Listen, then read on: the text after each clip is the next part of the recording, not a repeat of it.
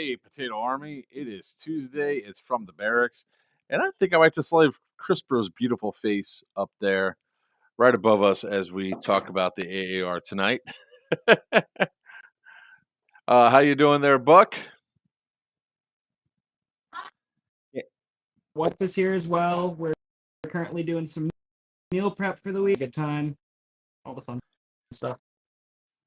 Cool. All right. So, um, again, I'm joking for Players One, and with me, that's just Buck. And we're going to be going over our AAR from Serious Viking IV. It was such a great event and everything else. So we're going to go over a lot of great stuff that happened there. We are going to talk about some other things. We have some dollar theater moments that we're going to share. Not really negative, just like, hey guys, this happened.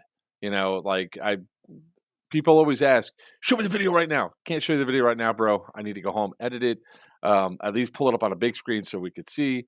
Um, since we're playing outdoors, yeah, we need to edit it because you have to be able to see the hits and all that.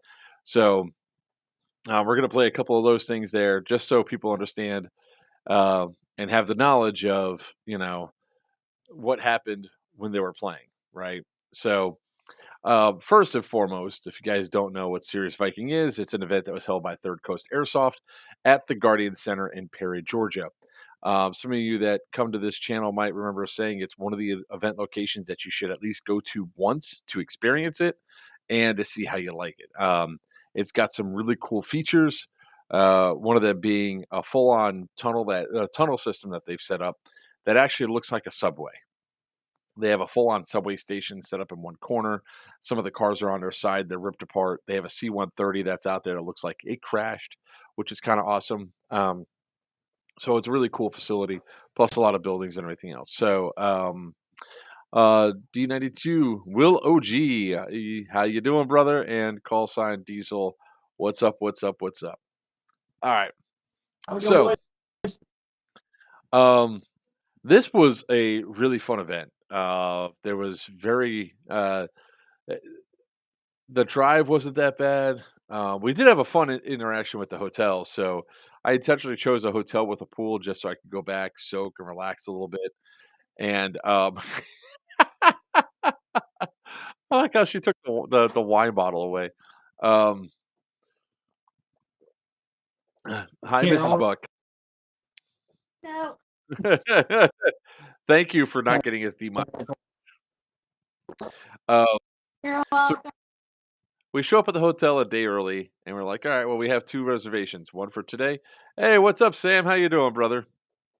Um, Sam and AJ06.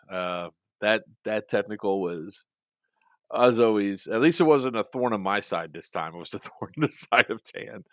Um, so we show up there and there's no pool. The pool's closed for maintenance, and then we go into our room, and Gabe goes to turn the faucet on. He pulls his hand off, and Buck, I kid you not, man, he pulled the handle off the freaking thing. He's like, what do I do? I was like, put it back. Puts it back. Um, then he goes to flush the toilet in the morning, and the freaking entire handle falls apart. So ultimately, we end up going to another hotel. Um, but so let's talk a little bit about like Friday. Chrono and setup went pretty well. I mean, at the Third Coast setup, like Tan and Green had their own chrono station, they had their own sign in. And while we had to stand out there and wait a little bit, I mean, obviously to get people through as fast as possible. Once that got done and we got our patches, we got our safety brief. You could honestly say that nobody did not know what the rules were going into the event. I really love the fact that the technical rules were expressed during the safety brief. So there wasn't a separate a separate safety brief for technicals like we've had in the past. So that way, everybody was sure on the rules, what was clear, what are the drivers, what are the people on the vehicles allowed and not allowed to do. So that was very helpful. And I also really love the fact that they mentioned in the safety brief, don't shoot the drivers for BBs. So um, now, I did not do the tier 1 at Guardian Center. From the reports of all the players that were out there, they loved it. They thought it was absolutely fantastic. It was really awesome. One of these days, I'll bite the bullet and just pay the money to do a tier one so I can have firsthand experience. Um, but the tier one was absolutely from what the people were telling everybody that did them said it was absolutely spectacular, absolutely fantastic. What they typically experience from a tier one, so a lot of people were happy there. Um, One interesting thing that was not here at this event was was any sort of hero flights, and honestly, I liked it. Even though that typically you're out there watching for the helicopter flying around for a lot of other third coast events, not having a bird fly around actually, I think, kept the focus on the ground and on the technicals where it needed to be instead of always looking up. But the second thing that was really cool about it was the UAV that was flying around, especially on Greenside. That thing was definitely a force multiplier. It had Buck, this thing had heat vision, infrared, so you could see everything that was going on the ground. Some of the call outs there were absolutely fantastic and awesome. And why are you gonna stab your wife in the hand, man? I'm chopping up Oreos. I'm making a cheesecake. I'm trying again.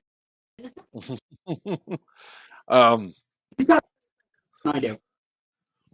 so one thing that was a challenge for the green side was the AA for green. Let me see if I can pull up the map. Give me one second. I should have had the map up already. My apologies to everyone. Bart. Actually, I'll pull up what our initial plan was, which is even better.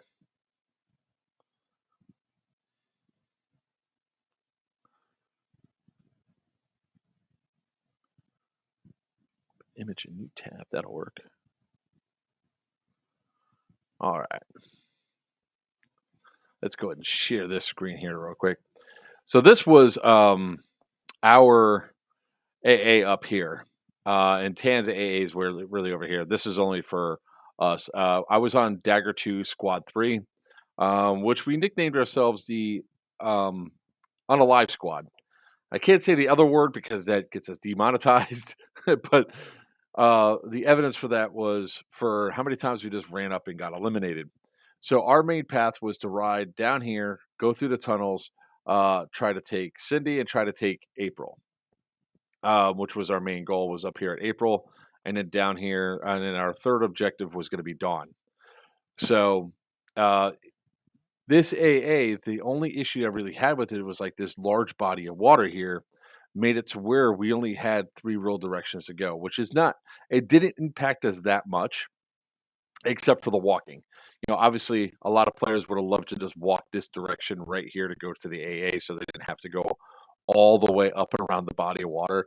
Actually, right here, where this location was, players started, there was like a bunch of little rocks there. They started hopscotching across those rocks to cut off this long walk all the way around. They went through Sunken City or along the line there and just climbed down through there. Um, so our main goal was to come down, come through, and go for Dawn. And I'm going to show some of the stuff at the start and everything else. Um, we had the green truck out there as a gun truck. The call sign for the truck suddenly turned into the Hulk, which I appreciate. It was funny, and the game on the getting all the squads together and game on went smooth. So our plan originally was to have our squad run down there. I said, why don't we just use the gun truck as a transport, drop the troops off there to get the leg up, and then move from there. And that was now the new plan. Of course, as soon as we made that trip down, and as soon as we turn over, we noticed Tan was pre-deployed inside the tunnels. Um, so let's see here. Let's pull up the first video we got.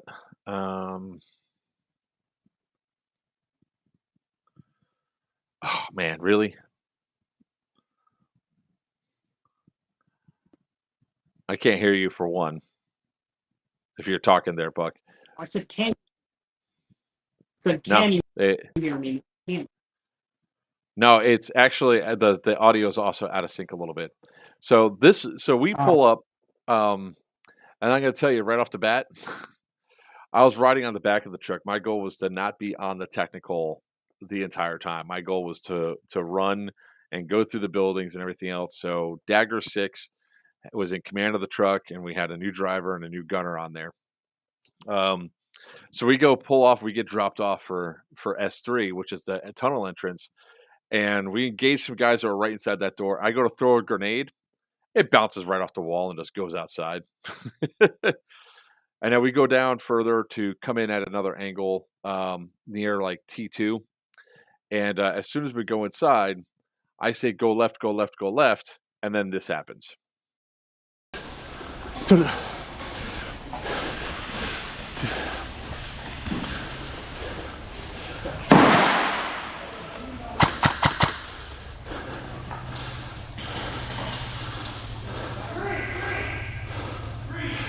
Jay! 1 Legion! Jay! 1 Legion! Squad 3! Squad 3! Hey!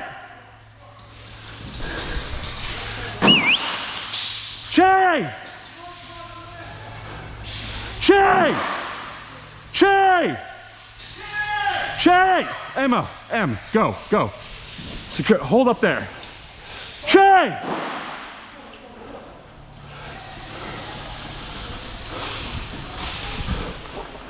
Come on, come on.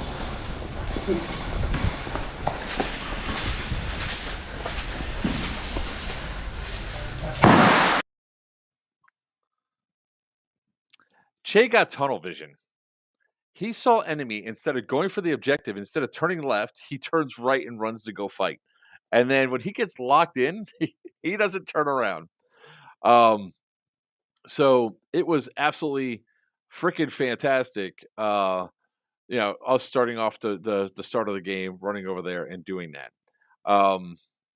So what I'm doing right now is, hold on 1 second. And Buck went bye-bye.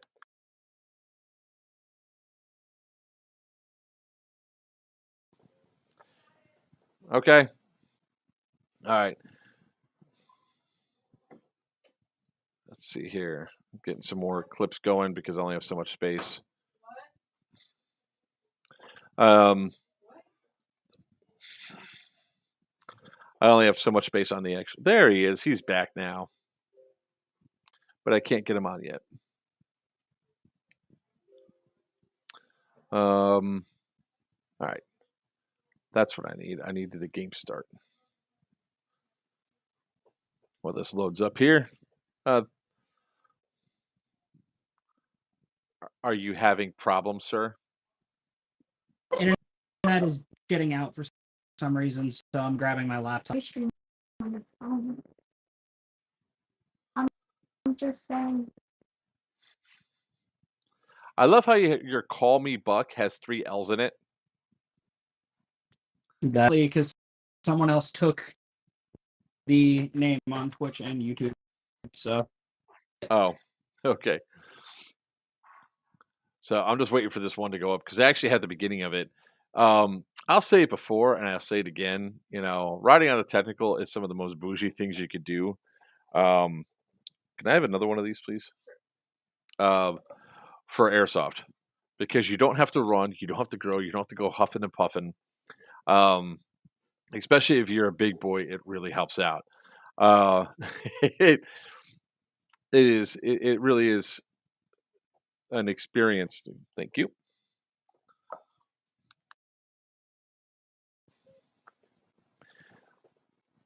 All right, this video is almost done processing. Sorry, guys. I thought all this was listed up here, but it wasn't.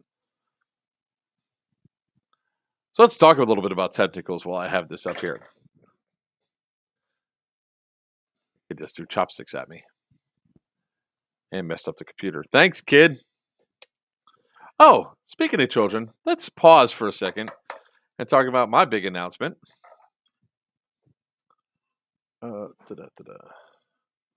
I had something extremely exciting happen over the weekend on Friday. Let's see. everybody. This is my newest grandson, Zane. He was born on the 16th to my oldest daughter. We want to congratulate mommy and dad. Little Zane's already home now with his big brother, Zach. Mine. Um, he was 8 pounds 20 ounces, or not 8 pounds 20 ounces, 8 pounds 6 ounces and 20 inches long. So, congratulations to my daughter. We now have a new little one running around. Hey, what's up, Weber? How you doing, brother? Fun shooting at you this weekend, sir. It was a blast. All right. So the graphic, come on, get done processing. So I want to give some shout outs on the video I'm about to play here to one player in particular. And I'm just going to call him Forrest Gump. 3, 2, 1, go! Time on! Good luck, guys! Stay far to the right of the truck. We need to move at maximum speed.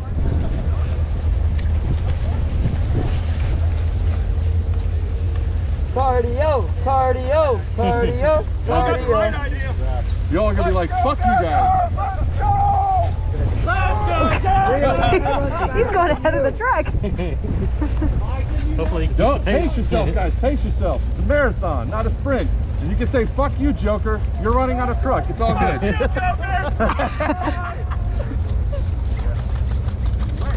Where? Hostile! in the doorway. Contact! Contact! Truck, light him up! Oh, this is gonna be fun when we get in this 3 tunnel. o'clock!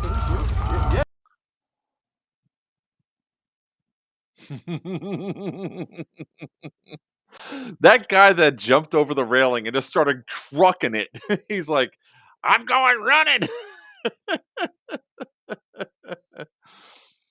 It was extremely hilarious to watch. And then of course the next one was us going inside the tunnels.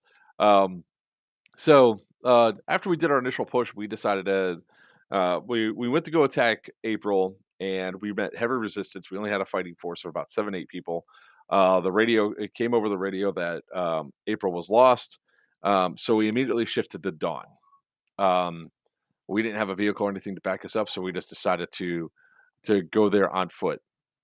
And it was an interesting thing. We go over there. We got crap. I don't have that video either. Let me start getting this one put up here now. For some reason, Restream has limited the amount of videos that you can have, like on at one time. It used to be more. Maybe it's just a space issue. I don't know if they compressed the hell out of it. So I put all these videos up here. I thought they all processed, but they didn't. So I'm redoing it again. So it does. I was so glad that part of the tunnel was open that had the subway cars in it, not like the subway station, but at least the subway cars, so we could check it out, see all this stuff. It was great bringing new players into this particular area, and also the most important factor is there a great way to bypass all the problems that were over at Building 5 and everything else. We were able to just cut through and say goodbye, and we ran into the woods, into a safe area, so we could start pressing Dawn. We saw Tan was also moving that direction, which was definitely going to cause us a problem. So we had to make sure that we got there pretty quick, harass them as much as possible to get them to be taken down and to secure the objective. Now, we weren't given any real knowledge of where the objective was going to be. I kind of assumed it was going to be on the plane because that made the most sense. But where the location on the map was positioned, it could have been anywhere. So we really had to fan out and start searching for the objective, so that we can go through and try to take it. 1 second, of course. It's Tuesday, so it's sushi night. So big shout out to Sogo Sushi. Now, Tan was on its game, so I don't know if they just had a bunch of fast movers that were huffing it, or that the delays because Shade decided to run the wrong direction. But Tan got over to Building 5 and start to approach Dawn pretty quick. I don't know if how they got there so fast, and definitely not saying anything nefarious. I just give them mad props for the hustle that they put in to get down to this objective, and to so that way they could cause us problems. um, Come on, load.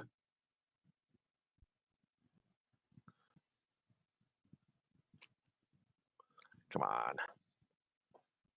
It's been updated. Let's see.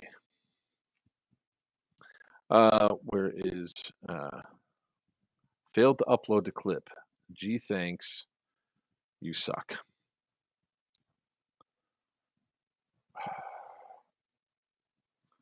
All right, which one do I want to get rid of? Because we're talking in order.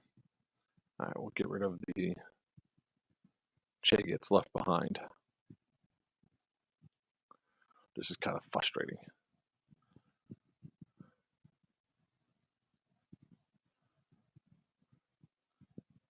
I'll come back to this one. We engaged from a distance, and Toucan in the house. Where's he at? I don't see him.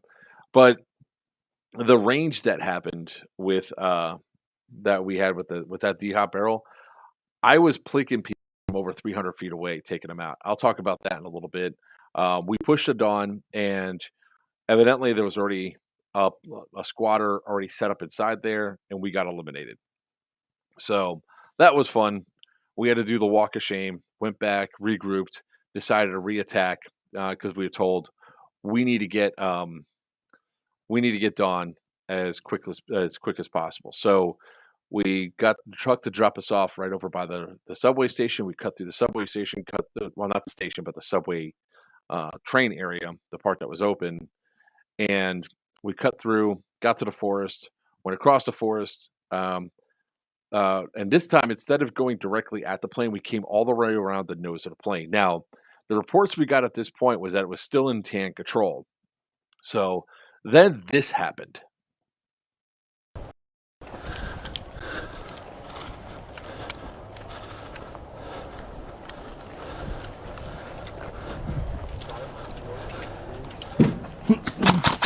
Green, green, green, green, green, green.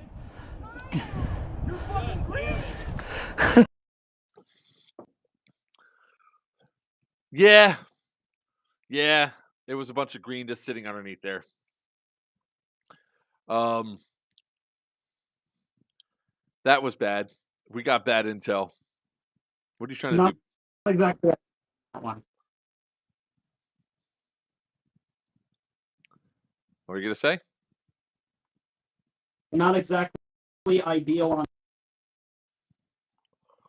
You broke up.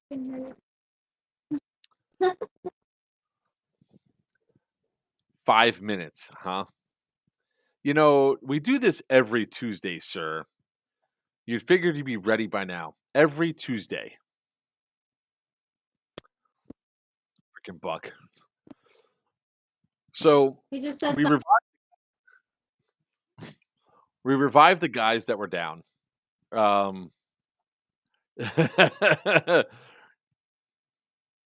Yeah, it's too. Buck's breaking up worse than my parents. That broke your wife. He probably has an iPhone. So we decide that that we're gonna take. Man, it seems like you must have hit a nerve there, Garcia. So we then decide to go west of the plane through the woods to take out some players, right? Demonetized by Buck's lip talking. So we go off to the woods, and we start going through, and because we see some tan moving, and we start engaging the tan. Oh, here we go. When we talk about the D-hop barrel, I just want to show this clip real quick, only to show off the range that it increases the gun. I have, I think, better than sniper range at this point.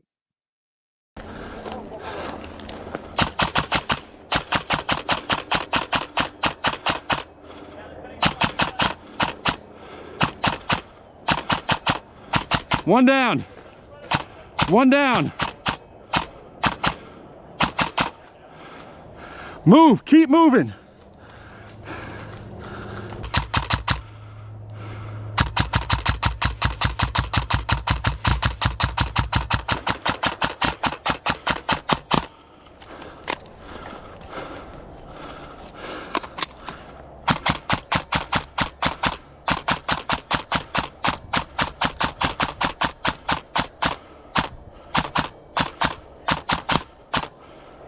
Two down, two down.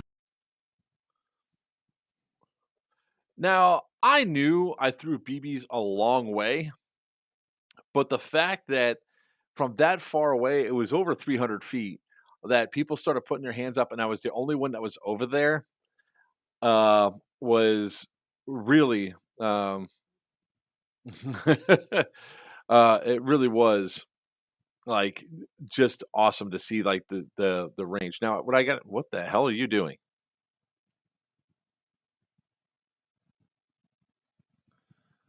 Okay. I'll wait till Buck comes back. I railed up.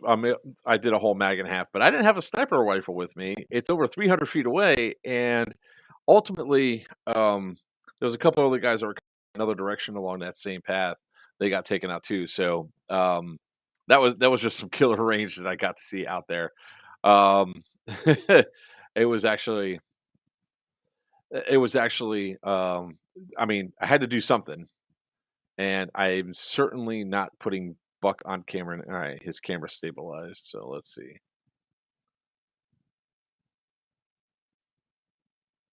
Your internet has gotten worse, sir.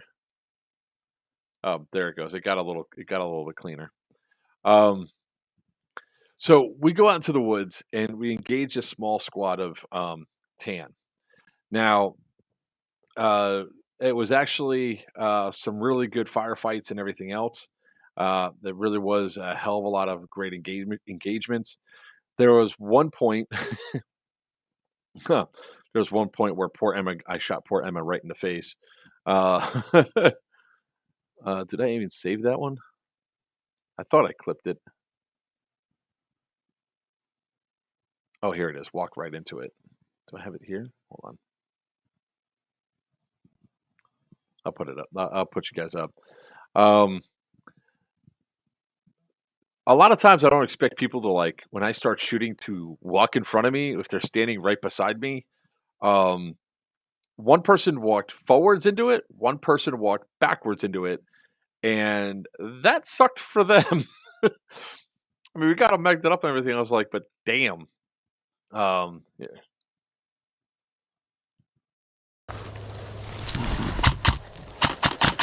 Sorry, Emma. Sorry, Emma. You all right?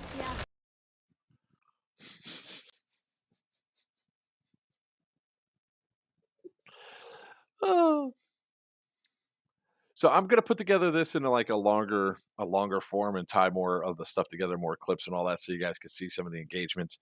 But there was one incident that happened that we just want to go out like um we met a couple of these tan guys that were shooting back at us, and they shot one of the guys in the party, and then I shot him, and the guy in the party said hit.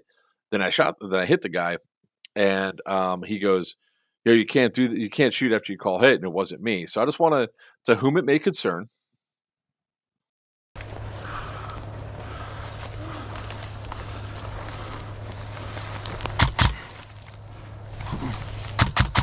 Hit.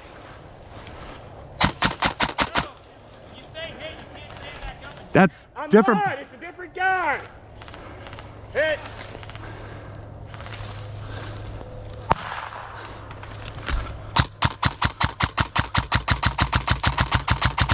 Hit. Thank you. Sorry. So to that guy, I just wanted to show you that there was another person that was there. He got hit. It wasn't me. And good shot on you taking him out. And sorry to the dude behind the tree that I kept shooting. I couldn't see a dead rag. You didn't say hit. Sorry for the overshot. Now, oh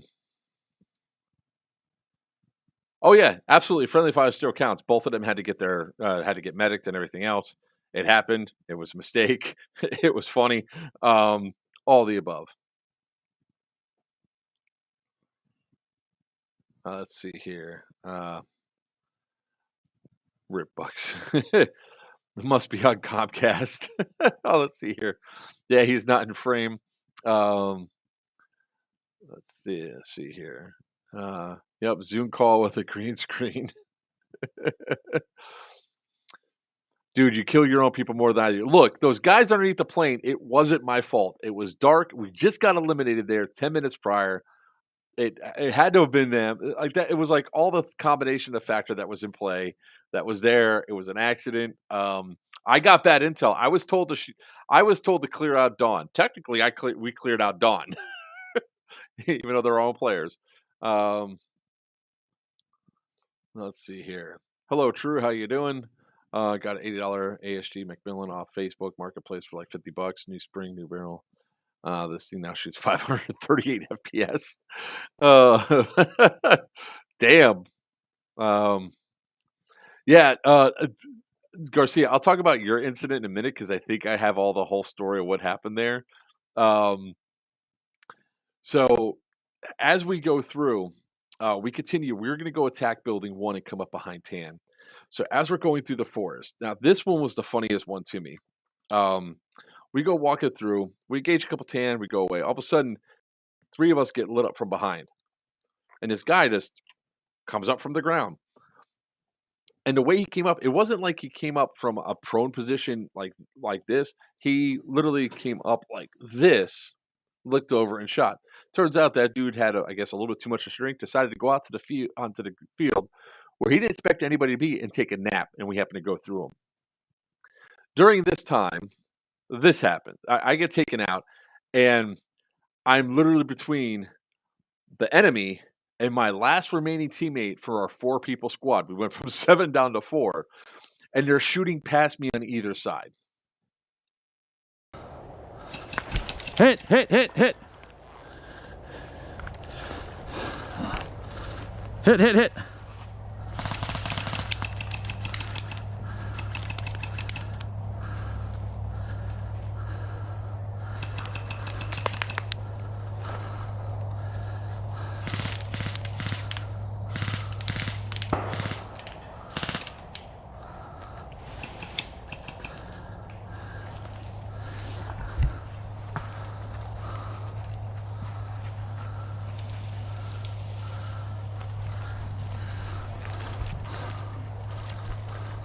Medic.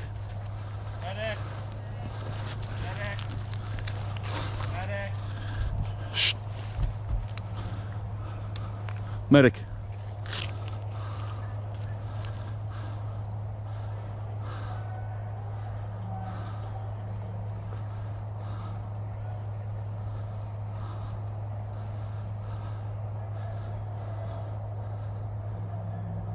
Medic. Medic.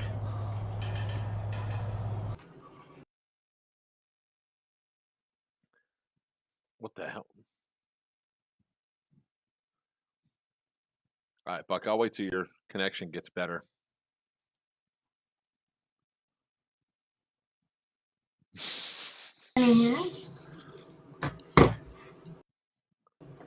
Their internet really just went down to nothing.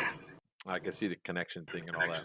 So what happened there was funny. I'm literally like this, and BBs are coming from each direction, right? I'm being shot out this way, and he's being shot this way. The Tan dude runs off. So I'm like, medic. Our dude runs off and just leaves us there to be like, okay, I guess we die.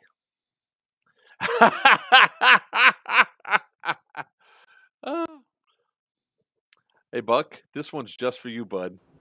I thought he was a tech guy. I thought he was a tech. Listen, motherfucker, I'm setting fucking do this while I'm.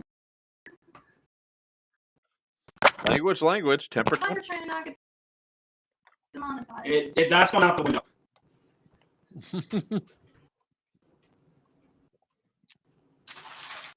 Stu, I remember those commercials. Can y'all hear me now? Yes, better. But now you're like.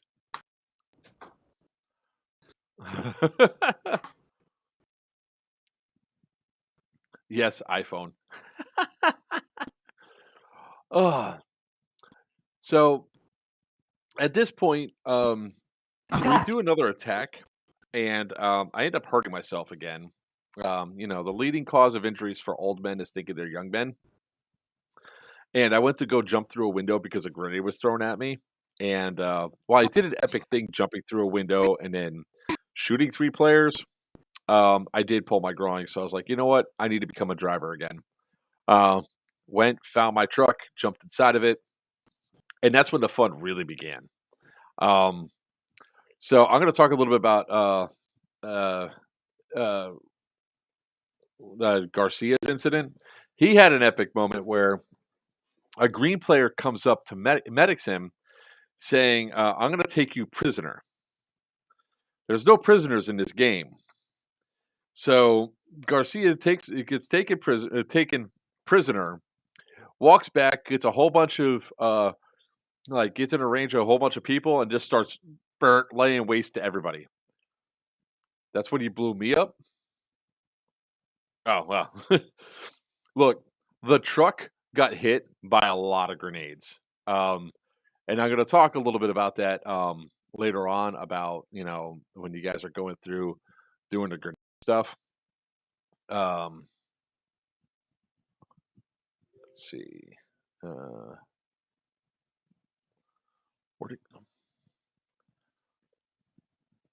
Some of the stuff's missing. Where'd it go? Oh, there we go. Get that one preloaded. So one of the things that was interesting about this versus other TCA games that I've been to was that the Evos were long. I think Evo 1 was like 5.5 hours. Evo 2 was like 5.5 hours. Evo 3 was 3.5 hours or something like that. So the evolutions were long, which led to a lot of attrition, which is just the nature of airsoft, right? Even if you have, I don't know where you went. When it comes down to like normal, like even if you have Evos, people are breaking to take launch and everything else, and the same thing was happening there. So I got into the truck and started driving, starting to do my thing, and then we started just being a combination of truth transport and gun truck, which after like the first couple of runs, you realize something very important is that a lot of people have a lot of pyro, especially during the first evolution. So I warned everybody that was on the vehicle, hey, we're going to get taken out a lot. I mean, it's just going to happen. It's, it's the nature of the beast. I'll wait till I see him come back. That you're driving around. We're at a big thing. We can, depending on where we're at, we can either go 5 miles an hour or 15 miles an hour. If there's people there are people isn't. That's the reality of what we are. So plan to get grenaded. Plan to get tagged. And boy, oh boy, did we.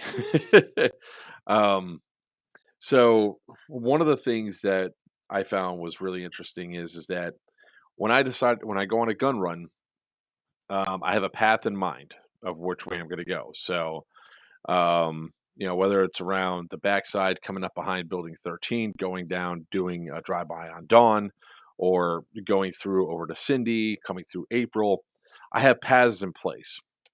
So when we were a transport, we had an 80% casualty rate. I mean, we go to do it, we get destroyed and get pissed off, have to come back. This was during first evolution.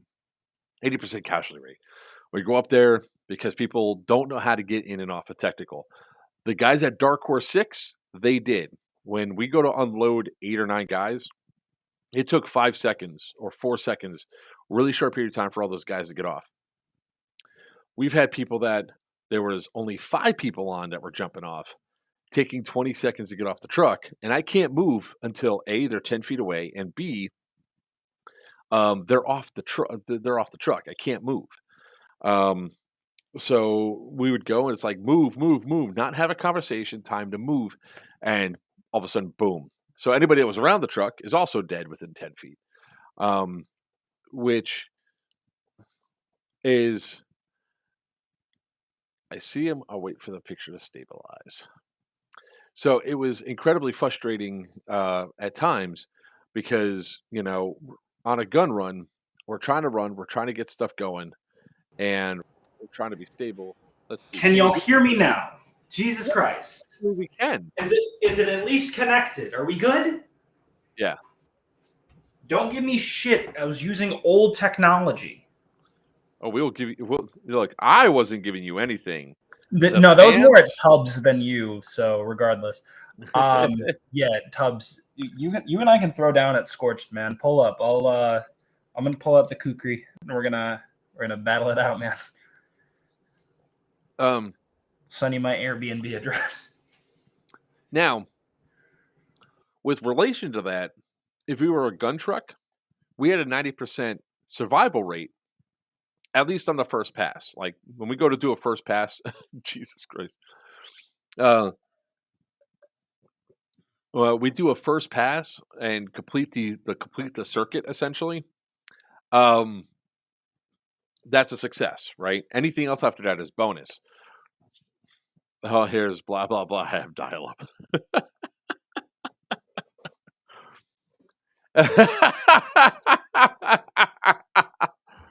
You know what, Stu? I'll give you that. My internet is not always 100%. The only time it's consistent is when I'm wired in. So. Down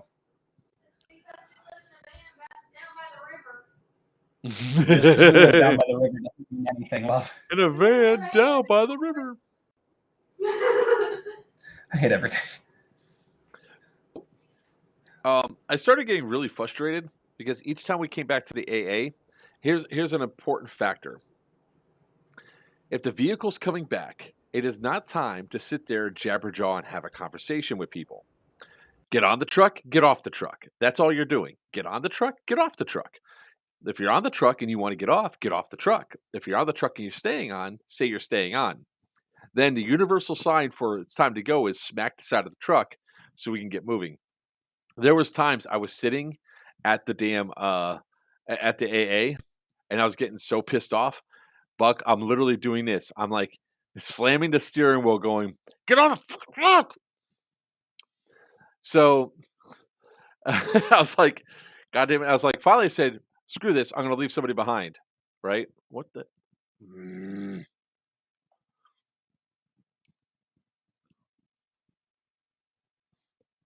I forgot that to put it back up here. So, so we had, because I mean, especially where one of the objectives was Betty was, if you guys remember, let me pull up the map again. There we go. So one of the objectives that they were going for, which Tan smartly attacked us for, kept attacking over and over, is Betty. Now we could go north and go around. Nicole was up here at the top of the map, but Betty's right here. So really, for a technical, we only had two paths we could take, and almost always both of them bottlenecked right here because there was no place lower that we can go down and around the bottom where Susan was to come up from the rear because it's all fenced off and how to play. We only had to go at Betty right here or come through Nicole to come over here. And up north was K-Bar. The company on Western that I kept saying was funded by the U.S. military because they had all the gear. They had all the supplies. They had what seemed like enough grenades and enough tagging to start another insurrection. It was really bad. They had 4 tag launchers and 6 LMGs. So no matter who we dropped off at Nicole, they would get whacked as soon as they got dropped off. There was no way to really push it to the trees there easily. At one point, they dropped, I think, 17 mortar strikes on Nicole to get people taken out. But even still, the people were so far back.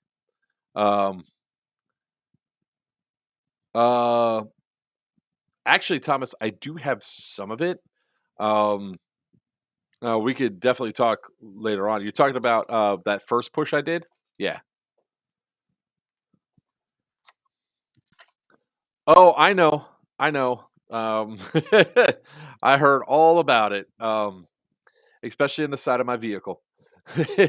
So when we pressed into Betty, when we kept going up, you could see the tan pressing Betty. So the tan technical would come up, drop off at Betty, and then there's a firefight at Betty. Then we'd have to respond in kind with the technical going up and attacking Betty. So it was like back and forth, back and forth. So at one point in time, I got so pissed off that people were taking forever to get on and off the truck. It's still processing, damn it. That I was like, I swear to God, I'm going to start leaving people behind. This is pissing me off. Get the hell off the truck. Get on the truck. Stop talking. Let's go. So then this happened.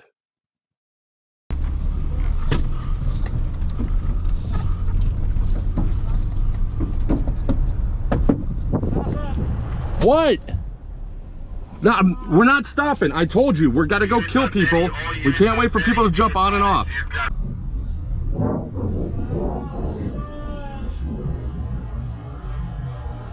Wait!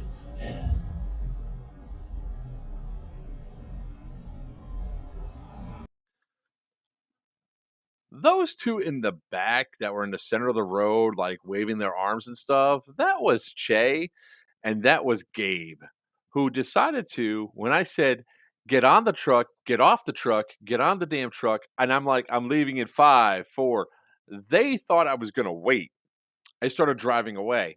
So I took off with Che's Skittles is on the back, Che's girlfriend, and and Gabe, his guns were in the truck. So now he has no guns on him.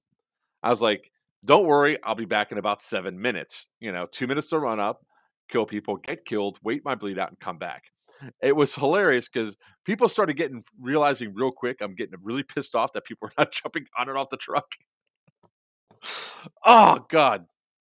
That was like my biggest level of frustration was people not taking the time to get. And then the other thing, too, is people don't realize that they can go off the sides of the truck. They don't have to go out the front. And the secondary problem is that when you have a mounted gun in the center of the truck, the gunner really can't move around all that much if there's a whole bunch of people in the back. Yes, 17 mortar strikes at Nicole on Baker Company during phase 3 sucked monkey nuts. It took us down to 4 players. I'm not surprised because they really wanted Nicole, and you guys had all that firepower at Nicole, and I think I have the video, but I'm not going to play the video because I started cussing a lot.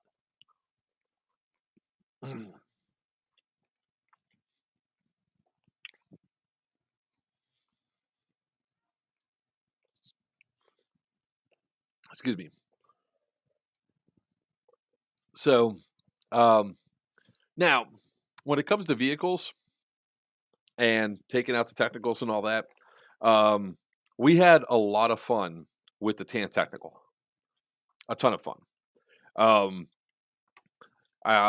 I think they got us once, maybe twice. I'm not sure offhand. I know for sure they got us once. There was another interaction with them where we come running from Nicole. We come up right behind them. We launch a tag round, and it was too short. So as we're putting in the second launcher out, all of a sudden there's a boom in the back of the truck. One of our own guys, one of our gunner assistants, the ammo guy, dropped one of his Thunder Vs and blew up the truck himself. Now, with that being said, I really shouldn't talk too much trash about that because I did try to throw a grenade underneath Dawn as we're driving by. And when I pulled the pin, it was like enough force because I had to pull hard. The grenade just went flying and I blew up the truck. So I want to talk a little bit about vehicle grenades. So we got hit a lot. And here's just a couple of short clips of us getting taken out. Like a bunch of guys in there. Did we get hit? No. That's all way off. Now are we all dead? Nope, Yeah. everyone's dead. Why did we do this? I don't understand. Where do we get hit at? We're about to hit Dawn. We're about to hit.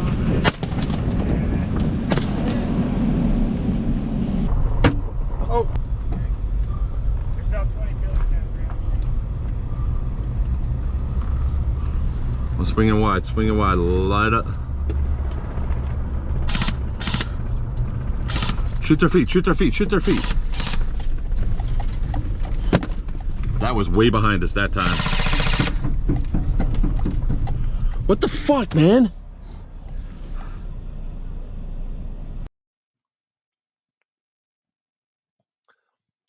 I wanted to point out that last one. When I saw it, it was way behind. It is really hard to track what 10 feet is off of a vehicle. But I have a solution for future events. I have more of those I had to go. Yeah. When you got hit with pink chalk rounds, that was great. If there was an impact on the vehicle, we always stopped immediately. When it came down to grenades exploding, you have to rely on two things. One, if you can see, if you're the driver or the security guy and you can see it in front of you or to your sides within your peripheral, that's your call. But then you have to trust the guys in the back that they're calling 10 feet. For the first day, a lot of you guys, a lot of time, got grenade calls at like 25 feet. We called the hits at 25 feet because the guys in back themselves didn't have a perspective of what 10 feet was. So I finally got so fed up with that one. I say I could see where, because they caused another. There was like two small fires that caused, like one off the side of the truck at that, like where we get hit from at the beginning, and then one at the night part where I said, "What the f?" You could actually see what was burning, and from where the tire tracks were to where the burning was, there was 6 paces, so roughly 18 or so feet from where the thing was. So it was outside the range, but still, we called it. We called a lot of hits. Now, there were some people. All right, I swear to God.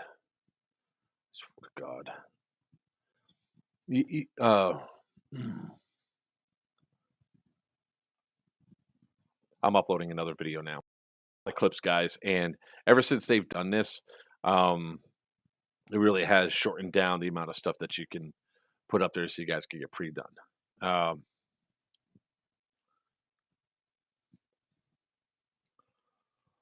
Yeah, I mean, 10 feet is fine, Stu. I mean, it's just a matter of people knowing what 10 feet, 5 feet, and everything else is.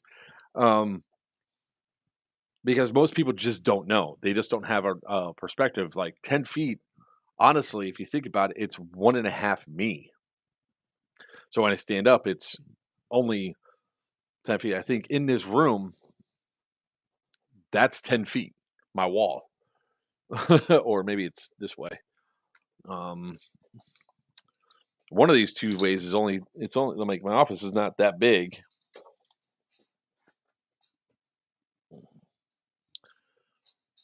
It's that way. That's only 10 feet long. So it's kind of hard, a lot of times hard to gauge and to tell 3 people or 8 papas. Typically 10 feet is 2 people. At best, or 2.5 people or 1.5 people, depending on how big you are, or 2 papas. So, and I mean, it's the video that I'll play as soon as it's done processing is not to call anybody out. It's not a thing. It's just a matter of, we still called the hit in this interaction. However, they were saying that they hit us, but actually we're almost 30 feet away from the grenade went off. Still 8 papas. Man, he's going to hurt you. So it's one of those things to think about when you're going through there. So what I'm going to be doing in the future is I'm going to tie a rope to the back of my trailer hitch. That is 10 feet plus whatever the width of the tailgate is, because the tailgate's always going to be down. It's going to be attached the rope's going to be attached to the trailer hitch by zip ties. So in case it gets caught on something that snaps, it breaks off real easy. But I'm going to trail it behind me. So that way people could see just what 10 feet is. Because there's a couple of videos out there where people are throwing grenades and you don't have any real force perspective of how close or how far the grenade is because of the angles and all that. So even if the grenade is thrown in a direct line, like one video, even if the grenade was thrown in a direct line right behind the truck, you're like, man, that might be close. But then you realize the person sitting on the tailgate is 5 foot tall. and that person could fall off and roll like fully flush 4 times, and they probably still wouldn't be within the range of where the grenade hit, especially when it's moving. Put my shoes in a line. Exactly, Stu. I'm like in the same spot. So, it's one of those things with technicals. Sometimes it's hard to judge, and also it's hard a lot of times. Like the technical drivers are looking at a lot of different things to see if they're on point or not. Like I looked at if there's almost every time that we had an interaction, there was almost always an admin there, and I would always look to see if I got a thumbs up or a thumbs down from an admin. If so, I stopped. And here's another key factor: you can't stop on a dime, because then the people in the back of the truck get thrown around, or the buggy or wherever. So you always have to make sure you're slowing down safely. So here's the interaction I was talking about. Ah! Oh, right on the grill.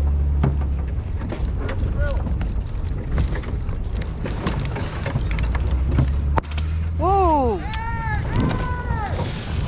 Ah, that was not a hit. That was not a hit. Here. Here's the second one. That was the one that got close. Where? Right. Yeah, see that half? Okay. So let's map this out. 1, 2, 3, 4, 5. Here. So there's our tire tracks, right? Here's the shell. 1, 2, 3, 4, 5, 6. I mean, I get the idea they're close. They think they got us.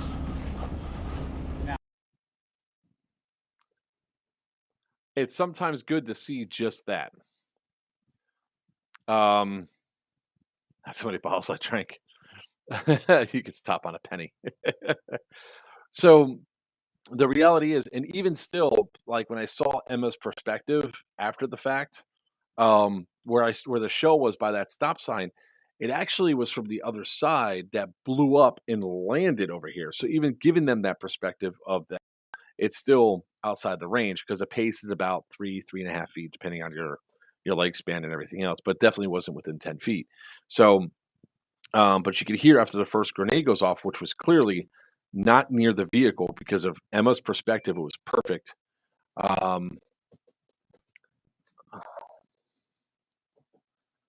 Sorry, give me 1 second here.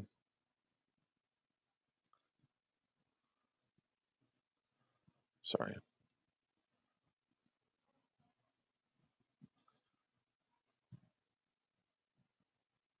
Okay, cool. Yes, damn near. So when the grenades are going off, you have a different perspective. You don't see that forced perspective to see just how close it was. But even still, when that first grenade went off, inside the truck, I heard the yelling. I thought it came from the bed of the truck. I was already stopping and putting on the deadlights. So we called the hit, and there was like another instance that happened there, which again goes down to perspective. What caused, like, there was a lot more to that video that we're going to show at a different time, because this is all going to be a positive thing. But again, just when you guys are interacting with vehicles out there and all that, really learn what the distance is, and unless it's like running underneath the vehicle or something else, give the drivers the benefit of the doubt. Also, give them a second to stop. If not, the person to tell is not the driver. It's to tell an admin. So at least admins know. But on a whole, throughout the entire thing over the weekend, it was really, really, really, really great interactions on almost all sides, right? With the stuff that was going down. Now, there was another moment that was just funny as hell.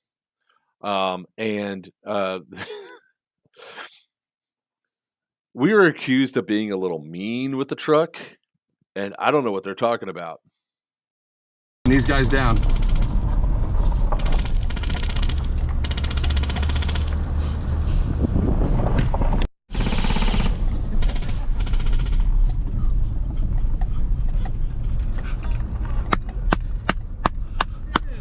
Well done, gents. You guys put some fucking hustle in. Finish your mile, boys!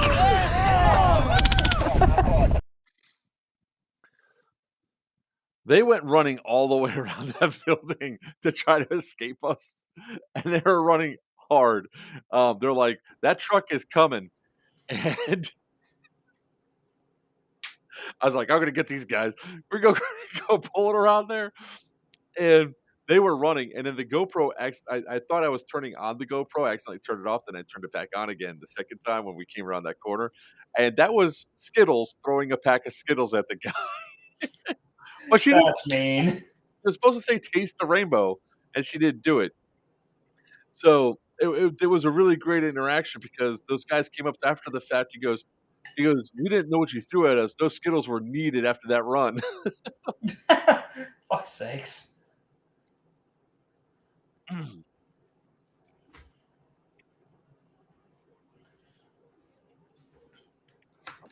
Also, if you guys are wondering what I'm making, it's cheesecake because I'm a fat ass. My wife says I'm not, apparently. R2.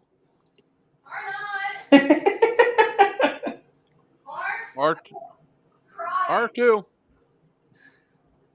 She says you'll All make right. her cry if you keep calling me a fat ass. Oh, we don't want that. Let's see here. Any other funny moments before we go into? Oh, excuse me. I think I'm actually going to have enough to make two, so I'll give one off. Oh, yeah. I'll put this up here. I'll get this going too. Yeah. Because somebody asked. This was the other one that was request to be seen. Let's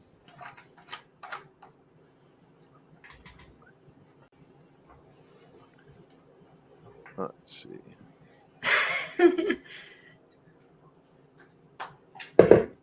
If you're throwing down, you need to bring the cheesecake. Listen, man, if we're throwing down at Scorched Earth and I win, you got to treat me to something. But if you win, I will go to the store while at my Airbnb and make one at my Airbnb for you. Someone just said he'd have to have an ass for that to be true. Has he never seen you? Apparently not.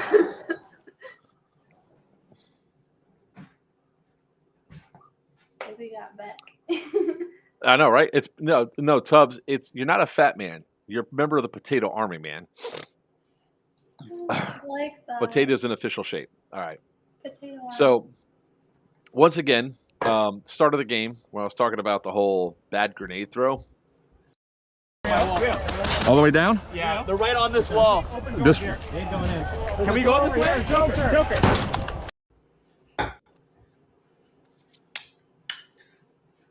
Can we get some applause for the Oreo cheesecake? It seemed like a whole lot of effort for that. Yeah, he did bring cookies. So this one is another one where when people requested, right? This was an interaction that happened that people don't hear. So we were coming out trying to push these guys off of Betty. Come down the line, we saw him. Crisper shot, Crisper hit. He then shot, hit the truck, and I asked, "Hey man, where's your dead rag?"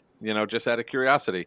And he goes, "You didn't hit me." And I was like, "Oh," I was like, "Well, he did. I saw the babies go in, but that's fine. That's cool. Whatever." And it was somebody that we knew, so we were just having a good conversation. So it wasn't like it was a heated yelling match or anything. And he goes, "Let me see the video." So here's the video. Crisper, right here. The tag in. Oh. Crisper, right here.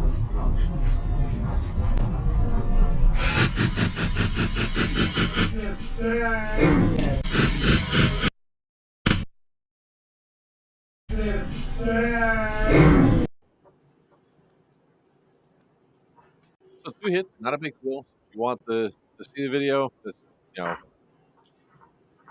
keep that woman, man. She'll defend you to the end, brother. At So least you had a good interaction with someone that didn't think they got hit instead of here's another cheater video. it wasn't a cheater video. I know. That's why I'm saying I'm glad we had a good interaction with one. We're not saying that we shot him first or anything else. He flat out he took us out. I mean, it was a good solid trade because the BBs did hit after he shot it. Even if the tag hit right after the BB's hit. It's irrelevant because it was so close together. I was accepting it either way. And he hit me with a smoke, too. Not a chalk, not a pecker, a freaking smoke grenade. I look over and start smoking. I was like, did you really hit me with a smoke? So it was, on a whole, a really awesome event. I mean, you can't say that there's ever a perfect event where nobody cheats or anything else like that, because we saw stuff on both sides. And it's not the video for today of the stuff that was there. This is all just a positive video about the stuff that was there. So with the UAV, I mentioned that a couple times, and I didn't really go into detail on it. When I say that thing was a force multiplier, oh my God, was that thing a force multiplier. They could zoom in. They could see people with their heat signatures and everything else on the field, daytime, nighttime. It didn't matter. They watched us do some of the attacks on Dawn, because I'd radio in. I'm like, I'm doing a drive-by on Dawn. I plan to get shot. I'll drop guys off at the backside of Dawn and then ride through. And they said, man, that was awesome to watch from here. And I'll be like, oh, you guys are still watching from up there. That's awesome. So it was kind of awesome to see just how many players they knew, where they were at, and everything else.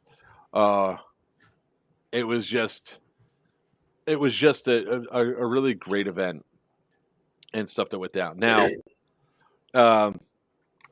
I don't know who did it, but there was a major issue that did happen where the TAN team lost. I want to say a lot of points. I don't know the exact number, so I'm not going to guess or stipulate what is a lot of points. And evidently, we did catch it on the camera, on I think my camera or Skittles' camera, walking out of the destroyed buildings. I didn't even catch it or realize it at the time. I just happened to be going through the video and saw it myself. So, that is probably one of the biggest problems that can actually make you win or lose an event, is war crimes and going to a place you're not supposed to. Who was that? That was Steve Ash's friend. Oh God, why can't I remember his name? Sideswiper or something like that.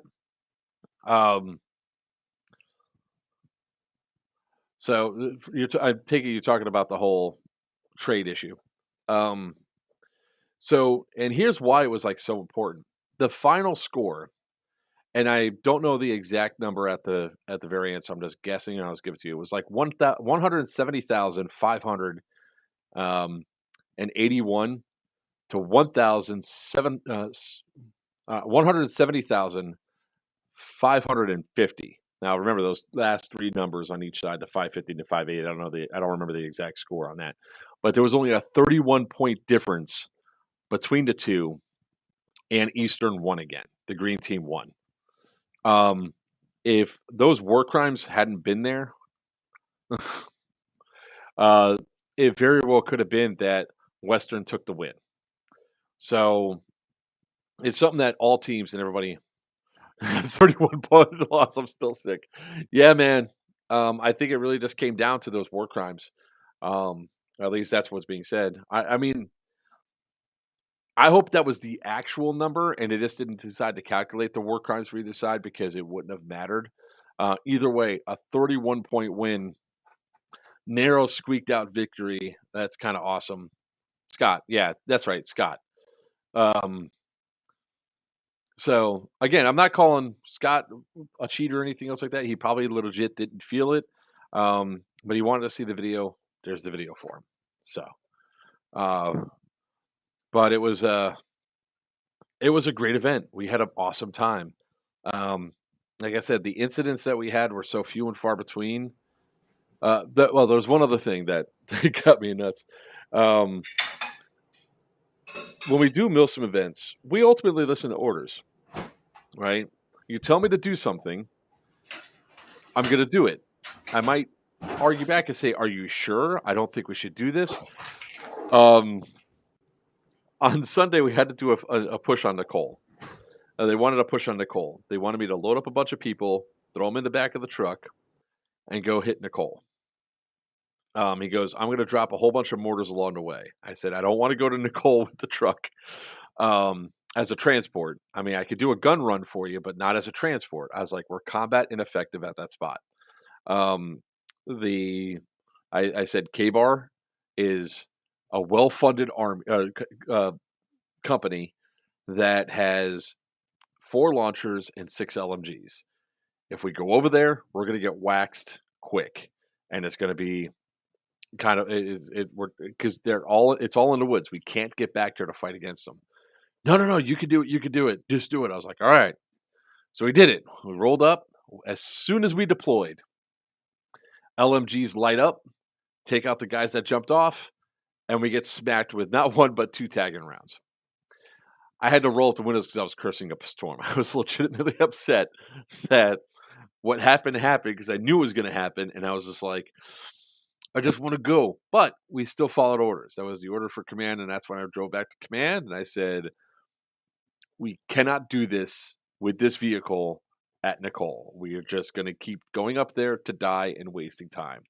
Let us go. Of course, man. That's what I'm saying. He asked for the video. I'm just providing the video. That was it. So when I said it, it's like I knew that 2 shots went in. Not a big deal. It really didn't matter. He's the one that wanted it. He's the one that requested it. There it is. So nobody's calling anybody cheaters here. It was an interaction that happened that was theirs. It's not a big deal. It was a great action. So when we got hit and I came back, I pretty much said, I'll do one more drop off and I am leaving, and I'm going to go do gun runs exclusively. And at least at that point, the commander trusted me enough to say, okay, you do that, go do your runs. And we became combat effective again. Yes, K-Bar did. You guys had so much firepower there. I think even after, and so many bodies over there too.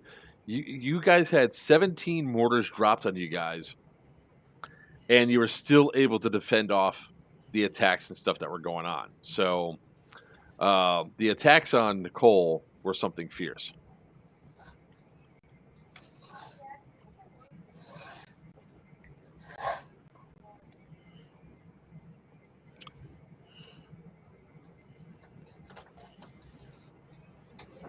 Stop, Cora.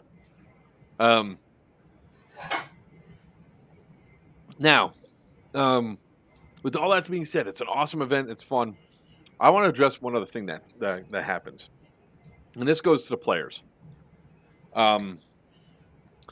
If you bring something expensive out onto the field, you are taking a risk with that expensive stuff. If it gets shot out, damaged, or destroyed, unless somebody intentionally takes it from you and intentionally smashes it in front of you, you really can't get upset if something gets damaged out on the field. No, I definitely saw 2-4 play. Oh, Now you're hit. Fuck, hey! Good job, bro. Get a slow ass reaction. Fucking slap my night vision, bud. well, Stop slow bum shit. Man, that's like $2 grand right there, bitch. Don't. You didn't get shot till after? I thought we traded. I got camera too, but I thought we traded, man. Fuck. Yeah, that's one of those give your balls a tug. You're not better than the rest of us. All of our stuff is just as expensive kind of things. No, I mean, if you bring night vision out on the field, yes, it was Garcia. So I want to address that real quick. First off, playing back the video and everything else, it sounds like, because you can't really see anything. I'm going to have Shay try to lightening it up so we can see more video. I'm hoping to get the video from Panda, the guy that was shooting the pistol. So that way I can get his perspective, because his camera is actually a night vision camera, so you actually might see more. It definitely sounds like a standard trade. And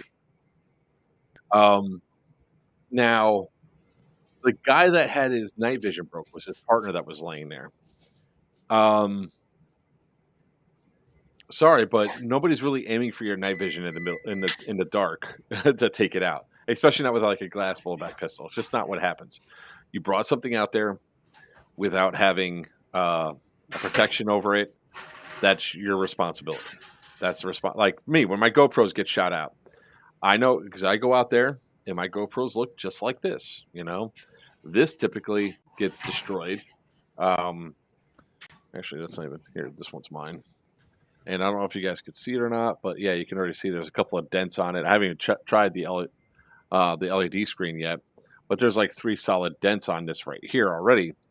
But these lenses typically get shot out. Now the lens can be replaced with, like a $12 replacement part or whatever that you could just snap on, snap off. However, I have a Hero 7 Black that somebody did a quick double tap and went through this one, and the second one took out the inner lens. So that GoPro is now toast. I have the GoPro protection plan. It's what it is. You know, I go out there with the expectation that at any point in time, this thing could get damaged. You know, it's a $350 camera. You know, if you go out there with $2,000 nods and you don't do anything to protect them and they get shot out, that is your own responsibility. And you have to focus on your responsibility. I bring out a $17,000 truck. If something gets like it got dented by the tagging rounds, okay, that happened. You know, if Kevin Crisper shot out my driver's side rear view mirror, took out a chip up in the corner. You know, I'm currently working on a remedy for that, Joker. I just need to find a manufacturer so I could source them from. Depending on what it is, I might know a couple for you. I mean, they're all overseas, but if you don't mind that, I mean, some people do. But so, looking at these things, I bring up, a $17,000 truck out onto the field. It gets damaged. I'm not mad about it because I knew the risk I took bringing my truck out onto the field.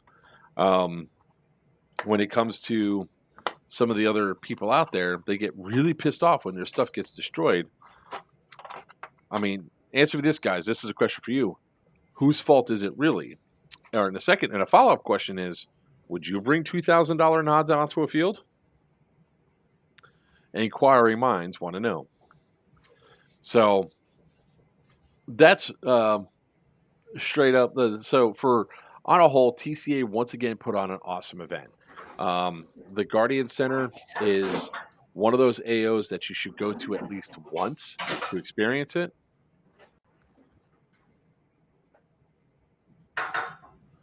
Nice. That's awesome, Stu. So I have 6K PVS 14, 6K, $7,500, $9,500 thermals. They're all protected by durable enough to take strikes to their bodies. It's his fault. Exactly. And yes, I bring them all. Yes, only if I could bring out my $1,700 truck. All right, that seems kind of weird. I was not trying to like flex about how much my truck cost. It was just mostly along the lines of I have a 2017 Ram that I use for airsoft.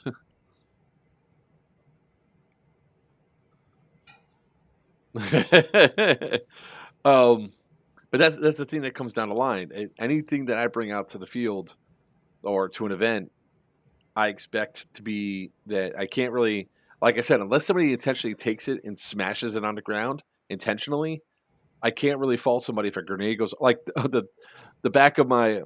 This was actually a funny interaction. There was a guy, at least all day Sunday. He stayed behind the porta potties between the blown up building and the wall the entire Evo. And I think he stayed there.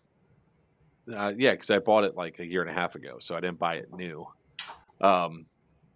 He stayed there because he knew that about every 10 or 15 minutes, we'd come rolling through that gravel pit and killing any tan that were trying to go to the buildings because we knew that's where platoons and squads would go. It's out in the open. There's no cover for a good like 300-400 feet in any direction, so it's a good place to take them out. So we'd go rolling through there. He's behind a porta potties. We knew this. we'd have to take shots at him. He would take shots at us with his tagging launcher. Well, at one point, he launches a shell. He misses. He reloads. I'm trying to move away. He launches another one. It lands right on top of the toolbox as the reload gunner or the reloader on the back puts his gun down on top of it and blows up and leaves a big old dent, a nice sized dent on the top of my toolbox of the truck. People are like, "Oh my god, sorry man, it's dented." I was like, "That's what I care."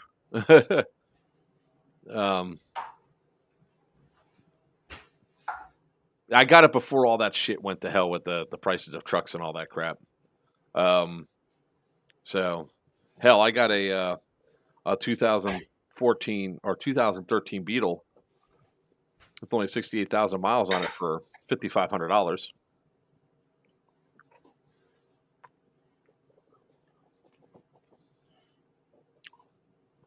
But again, I cannot stress how great of it was at the Guardian Center. Now, I am probably going to be done with the Guardian Center for a little while because of AO fatigue for me. I mean, unless a bunch of my guys want to go back there again, I'd go back for another one. And unfortunately, I'm not going to be at Iron Dagger. I just got too much stuff going on, and it's too close to Thanksgiving. I know, man. Look, the battle van is going to be something that's going to be badass, bro. Which comes to another thing. I mean, there's people going around saying, "Oh, like, as if like technicals are new to airsoft." They really aren't. Personal technicals are there, and there's some really cool ones people are coming out with. Really cool, ingenious ways to mount their guns and everything else. Like people like ours, even though it's not the most. I mean, it's sturdy, but it's not. It won't take an entire force of somebody yanking on it to survive. Damn, man. The Ford C-Max I bought for $10K at 55K miles 4 years ago is now selling for $18K. Damn.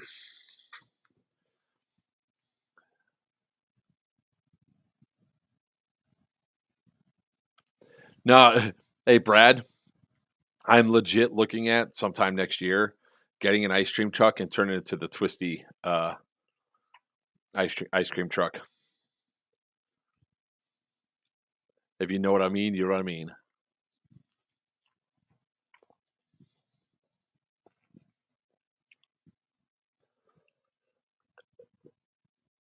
That looks messy, Buck.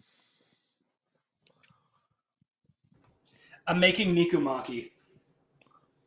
Okay, whatever that is. It's a rice ball that's wrapped in meat. So I'm currently making the rice balls. Gotcha. Let's see here. The rice sticks to everything. Sticky rice. There you go, chat. All that extra rice. Gross. I mean, sometimes the great thing with a van is that you have so much space that you could do. You could almost make it to where there's like a turret up top, one out each side, one out the back.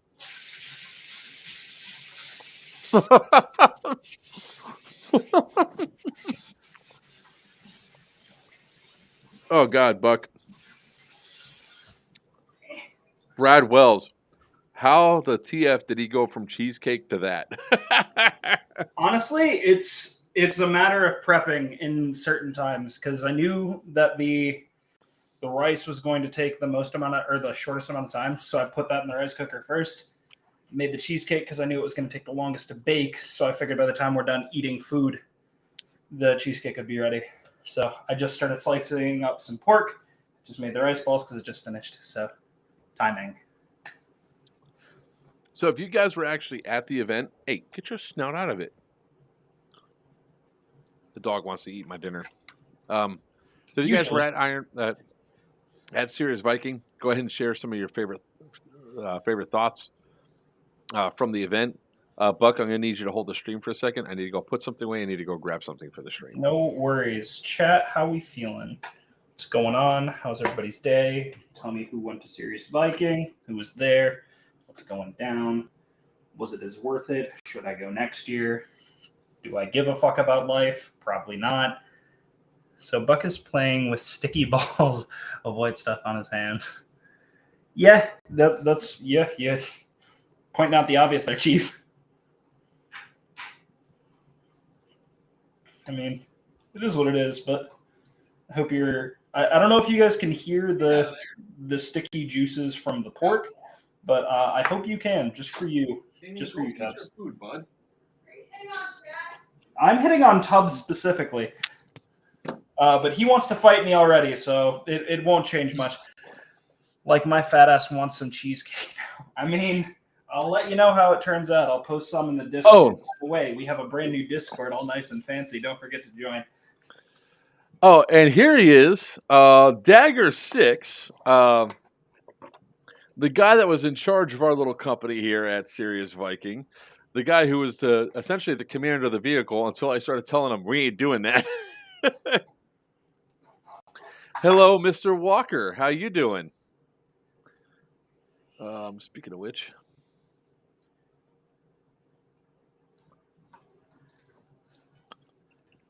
How we doing?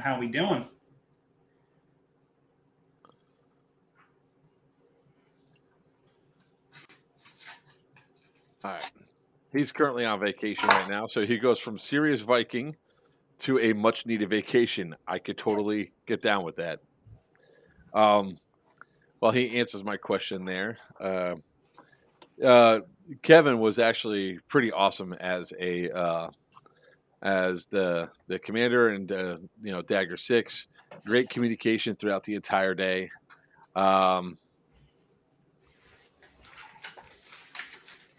Yeah, I'm on vacation with the family at the beach. Sounds like a lot of fun. The funny thing about that is I kind of forget that people don't live on a coast like I do. And I was like, but the beach is only 6 miles away. For you, Mark. Just for you. I know. Well, for most of Florida. Regardless. I think 80% of the population lives like 10 miles from the coast. What AEG do you recommend? Are you talking about starter, intermediate, or something that you plan to upgrade? Hey, Kevin, I sent you a message asking if you wanted to come on and all that. So let me know if you want to jump on. I'll send you a quick link to give you my heartfelt appreciation for all the work you put in, sir. The fact that, except for the fact that you shut out my driver's side mirror, or wait, even better, you know how many times this gentleman fired inside of the truck? Not like out the window at a target or just my poor dashboard's like, screw you. Get this guy out of the truck. Selling my HPA, going back to my roots. All right. Rick, what I always tell everybody, if you're planning on upgrading, it really doesn't matter as long as it's not a Crytek. Since Crytek's you cannot upgrade Crytek's at all. You can. It just costs you a hell of a lot more in and a lot labor more costs. time than it's worth. Yeah. So what I've been telling everybody, like one of the go-tos that I've been recommending people. Yeah, no kidding. Trust me. I'm well aware. I could count how sensitive that trigger is on my dashboard. He felt so bad each time he did it to. He's like, "Oh my god!" I was like, "It's all right, Kevin. Don't worry. If I didn't expect it to happen, we wouldn't be here right now." Although I'm definitely going to be putting some plexi over my mirrors when I replace them.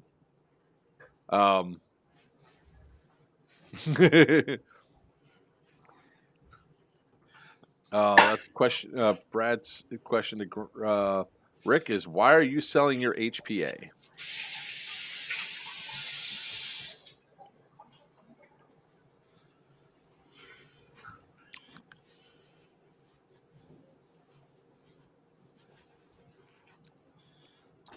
Virtue is at the Texas Renaissance Fair, and he has a new ramen noodle joint there that he's doing. And when I called him on my way home Sunday, he said, "Yeah, I might not be able to make it." He goes, "I'm making ramen broth for days." He goes, "I'll see how I feel the day of." And considering that he's not here, We can see how he's feeling. Yeah, we can see. All right, Kevin.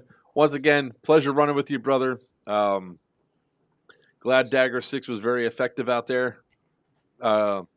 Thanks for all the assistance with backing up and all that stuff. And love you. Go have fun with that family. You deserve it. Looking to lighten my loadout. I kind of figured it was going to be a weight issue. If you're trying to lighten your loadout, check out the G&G SRS. It's a great interbox, and it takes upgrades really well. It's got a...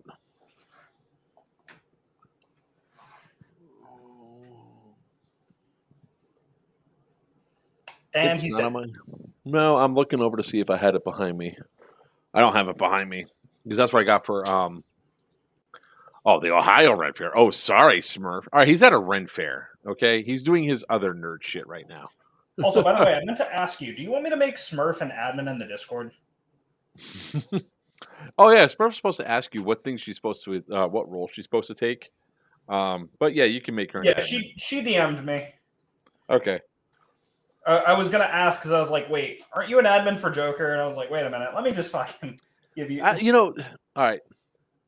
An admin for Joker. No, it's an admin for, it's not for me. Now, if it was my server, my Discord server, that'd be a different story. I'm working on it. Plus, you gotta Man, give me ownership of the server before I can do much. I thought I did already. No, you didn't. I need to get full ownership of the server. You just gave me admin access. If you give me full ownership of the server, then I can override it and give it a full overhaul. All right. Okay, so we do have another GoFundMe to share. This one is for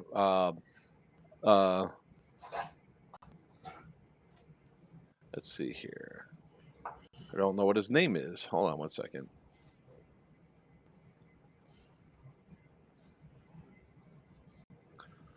All right. This is for a little 6-year-old that needs he's been diagnosed with like an autoimmune disease.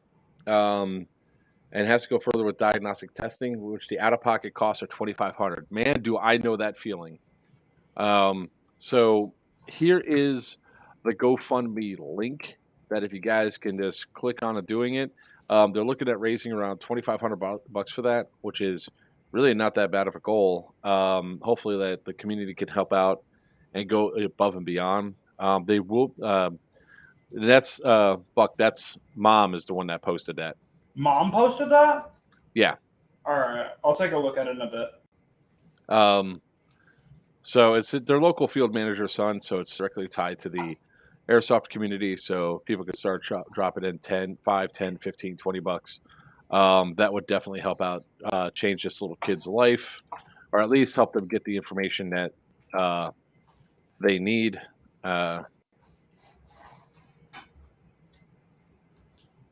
And we can, I have a completely unrelated note once you're finished with that. Yeah, I gotta wait until I'll be putting more towards it. So, Mom will be at Scorched Earth, and she'll be raffling off a couple of guns and maybe some gear and stuff for this as well to help that goal. So, if we could have some of our followers do that, that would be absolutely fantastic. What the hell? I'm gonna try to flatten all this. Hey, why did that not go through?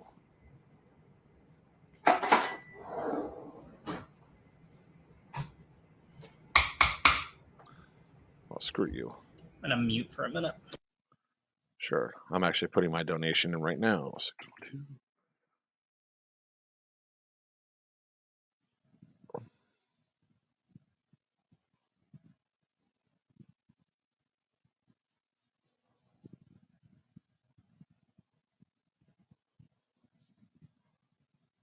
What the frick? The hell?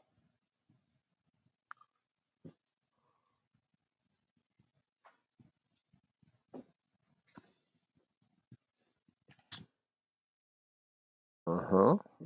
Uh-huh. Mm-hmm. Am I not? That's why I'm not signed in. Derp, derp. Oh.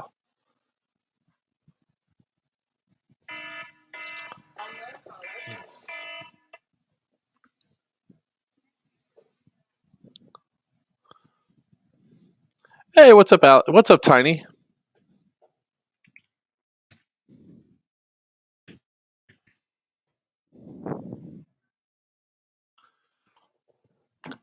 Tiny, how you doing, brother?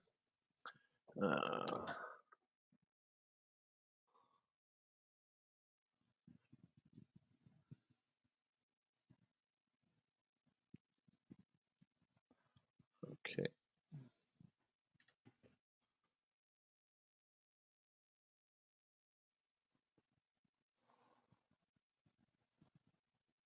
Oh, I bet everyone did it.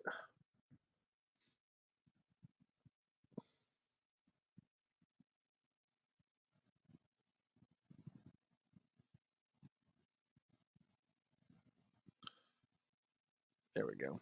My donation is now in. I know, Alex, man. Yeah, I'll send it to you right now, Garcia. If you guys are, I'll be putting in inside the Discord group and everything else. So, there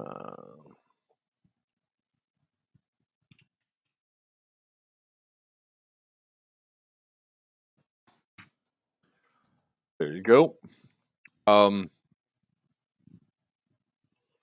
I saw that, Captain. Mr. Tubbs. We got you all set up there. Tubbs is going to be somewhere on the command staff for the TAN team. So, that's another thing I was going to talk about with Scorched Earth. We can't hear you. Quit playing with your balls. Tickets are going fast. Green tickets are definitely selling out faster than the tan tickets. It looks like there's about 118, 116 green tickets left, compared to about 160 of the tan tickets.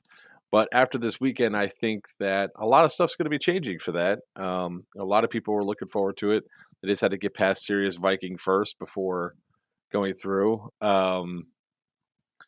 Before like pulling the trigger and all that, and not getting their tickets. Buck, you flirting with me? Yeah, absolutely.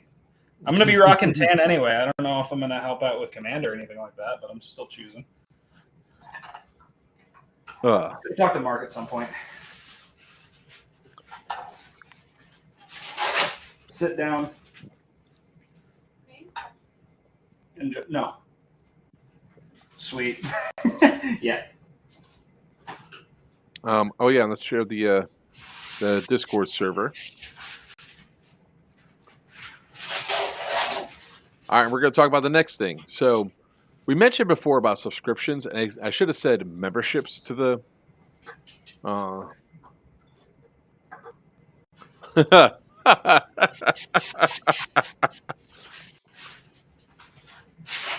You know, not for nothing, but a lot of times the people in Discord post some great stuff. This meme up, what's your plan if the nuclear war starts? The person responds, I'm pretty sure my employer wants me to work that day, so I guess I'm working.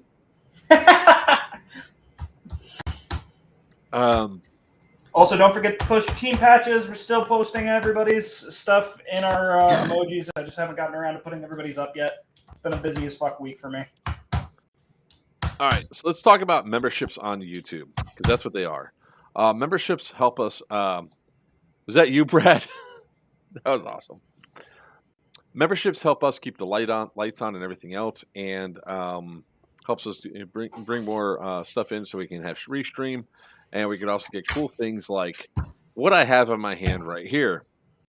Well, actually, it's not this that I didn't pay for this, but Feachi sent me another goodie bag.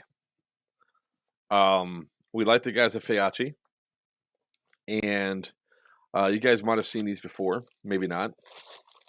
But if you don't know, Feachi is coming out with a whole bunch of line of real steel stuff, and some of their real steel stuff also translates. Wait, what did they send me this time?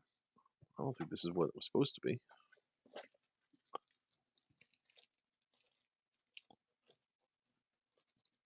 Oh yeah, it is. It's only 9. I'm fast. Let's see here.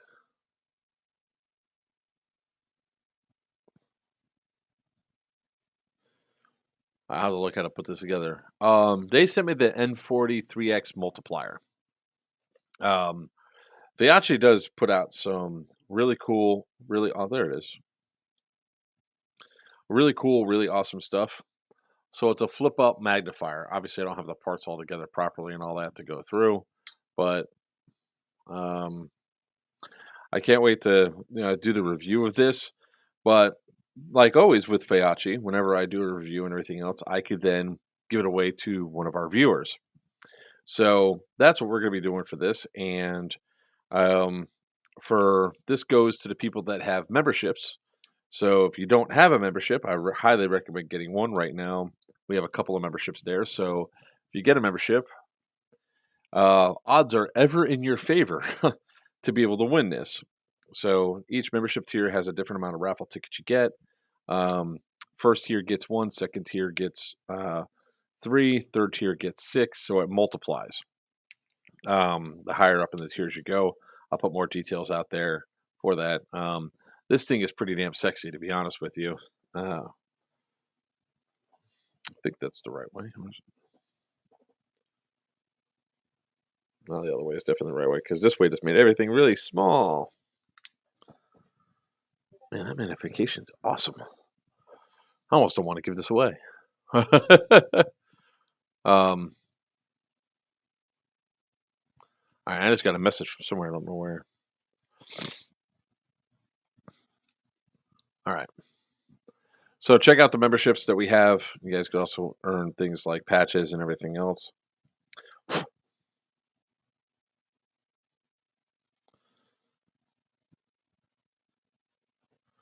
supposed to be there?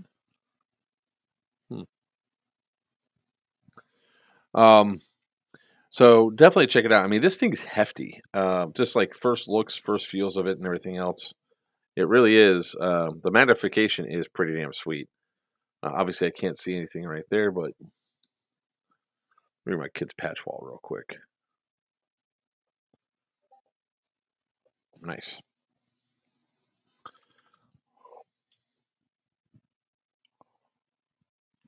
What the hell?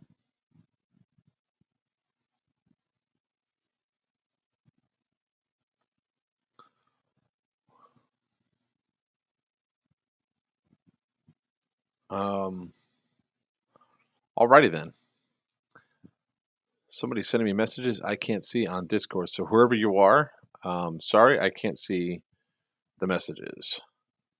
Let me try restarting Discord and find out. All right. So we're moving right along. Buck's still cooking.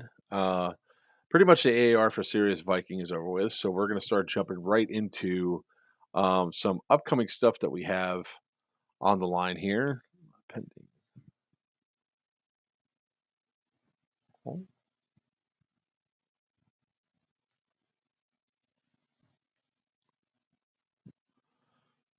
right, that's weird. I swear to God, somebody was messaging me on Discord and it just wasn't coming through. The alerts were coming through, but whatevs. All right. So while we keep going, does anybody have any questions on anything that we can answer? It's Q&A time and everything else. Go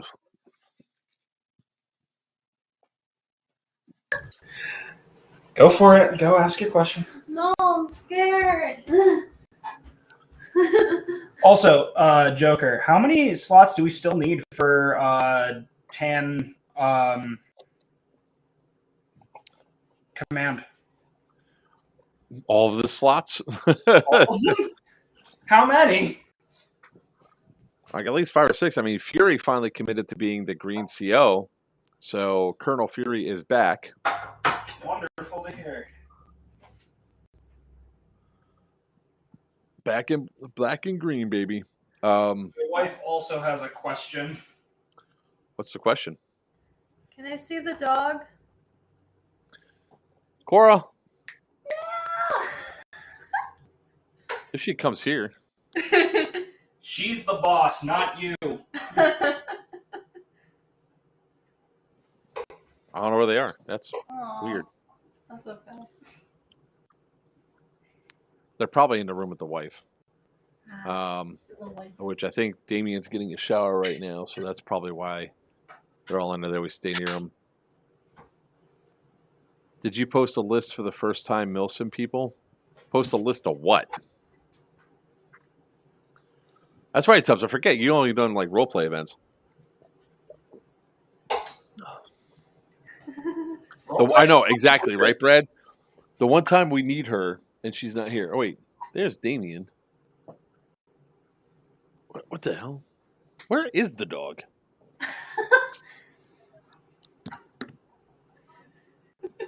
Mommy's room? Aw. Mark is now greatly disturbed. Where is the dog? I feel Let's bad. hold bets for where the dog is. I feel bad. I didn't mean to have him get up. No, it's good. Now he's just concerned about his puppy. Let's see the baby.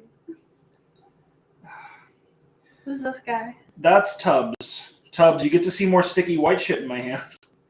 No. Why would you say that? Actually, never mind. This is airsoft. You are- This is how this goes. I see dog. Okay, so before she can come on camera, she's in trouble right now. And then I didn't know this, but Damien went to make himself a sandwich, and the dog went up there and stole his bread. Good job, Cora. There you go. There you go. Hi, baby. Oh, she's so cute. How She was is your so sandwich? she is so food oriented. Like right now, you trying to eat my food too? No. I wonder, that sounds like someone we know. Or used to know. Yeah. Ow. So cute. She's like, I love you. Now you're not going anywhere. It was a trap. It was a trap the entire time. I'm gonna cry. Happy Go. of course. No, I know. I just love Go lay you. down. Thank Did you eat the food? I really appreciate that. Who else wants to smack my meat? Can you put the meat down, please? Tubbs of what to bring. Sure, we can go over a list of that. Now it is going to be Pennsylvania in the mountains, close to wintertime. Or at least we call it the dead of winter because of how cold it is for us. But for you guys, you might call it fall. We Floridians It's early winter. We Floridians really don't know these different types of seasons because we only have summer and slightly less hot summer. But let's go over some of that. So in case you guys are wondering what we're talking about now, where is it? We are talking about Scorched Earth, which is going to be at the Haunted Crescent Sanatorium in Crescent, Pennsylvania. It's going to be our fourth Milsim event and fifth event at that location. So that lovely link right there gives you guys a lovely $10 off promo code that you can use. So for Milsim events, what you typically need for that is obviously your right camo color for you. So the Nationalists are tan, the Federalists are green. Now, when it comes to green, and some of you green guys are going to be grumbling about this, we made a decision after Syndicate 2 to eliminate a multicam Tropic as a color option because especially as it fades and everything else, it's really hard to distinguish between that and tan. And there was a lot of confusion that happened. A lot of people are complaining and grumbling about the different colors. I got 4 messages from several separate people yesterday. They're like, hey, you're working at Scorched Earth, right? And they were like, why can't I use Tropic? And I was like, I don't know, ask Mark. Yeah, because we had too many problems with it. Especially when since a lot of these locations are dark, people are mostly looking for the pattern. And Joker, carpool with me. Alex, I'm going up a week in advance, bro, or I would say sure. I'd bring you along. No problem. But I got to go up a week in advance so I can, A, get any cleanup we haven't done from the previous event cleaned up, and B, start getting it all set up for Scorched Earth. There's a lot of doors to open, a lot of stuff to get set, all that. But I do believe there's a contingent of people coming from down here that you might be able to carpool with, man. For no problem. If anybody's So- coming up to the Albany area and is looking to carpool, let me know ASAP. As fuck. At me in the server. You guys have me. Going down with several people. We're all getting an Airbnb. I will drop you off at whatever Airbnb or hotel you need to. That is my attempt at being a nice guy, a nice jackass. That was really good for him. The other, so pretty much you need your camo color for your faction. Like I said, solid tan is a good color for tan guys. Make sure you have something that's, like I said, of course I'm saying this now, then it's not going to be cold, which is actually perfect, so I'm going to say it. Plan for cold weather. Like last time we were there, it was 20 some odd degrees there, and then it started to snow, which was even worse. Forecast says it's going to snow, or it's below, I believe, 40 plus degrees. Don't bring your gas guns. It's a waste of time. You're going to spend more time refilling than you are anything else. Word from a professional from the north. So now there's always a discrepancy from different people on what to wear for like a chest rig. I personally like a battle belt because I like to go light. I don't like to have a whole bunch of weight on me, and it lowers down. So whatever gear you have, like your chest rig, your belt, your holsters, all that color doesn't matter.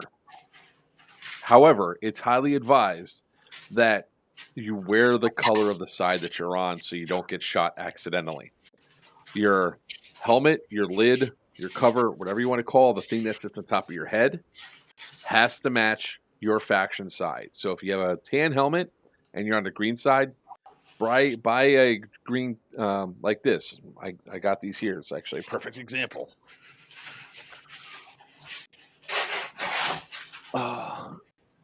This is a tan helmet. On top of it is a green helmet cover. So you can actually see the tanness underneath. Green helmet cover on top. It's now a green helmet. Yes, these sides might look tan, but at least almost the entirety of the helmet is green. Chest rig. Again, it doesn't really matter what color is, as long as your camo color matches.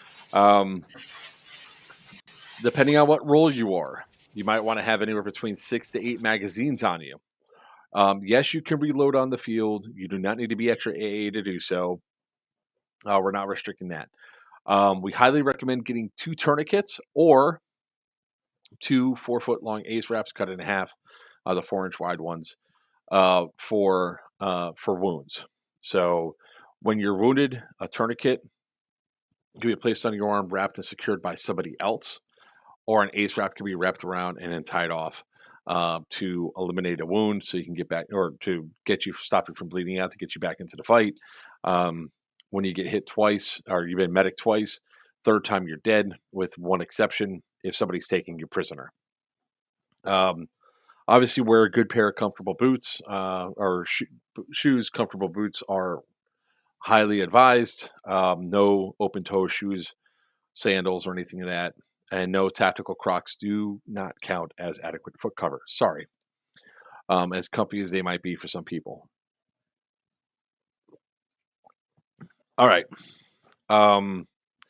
Hydro pack. You guys should always have one of those, because if you don't have a hydration bladder at this point, you're coming to a serious Milsim event, you're an idiot. Well, I mean, come on now. Be nice. Be nice. Drink some fucking water. You drink water, you dehydrated bitch. I literally just did. I don't want to hear it. Dehydrated. Other things to bring, you need to have a dead light and a dead rag. Dead light can be any red color light, whether it's a glow stick, it's a button that you push on your chest. E-Bike's got them for $5. Extra socks. Yeah, extra socks are a good thing. Gloves are highly recommended, like tactical gloves, and mine are being washed right now. Oh, somebody asked me about these before, so I'll show them off on Amazon. Um,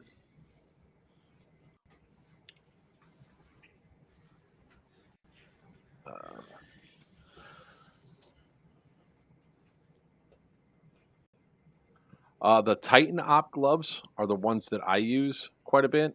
The hell they go?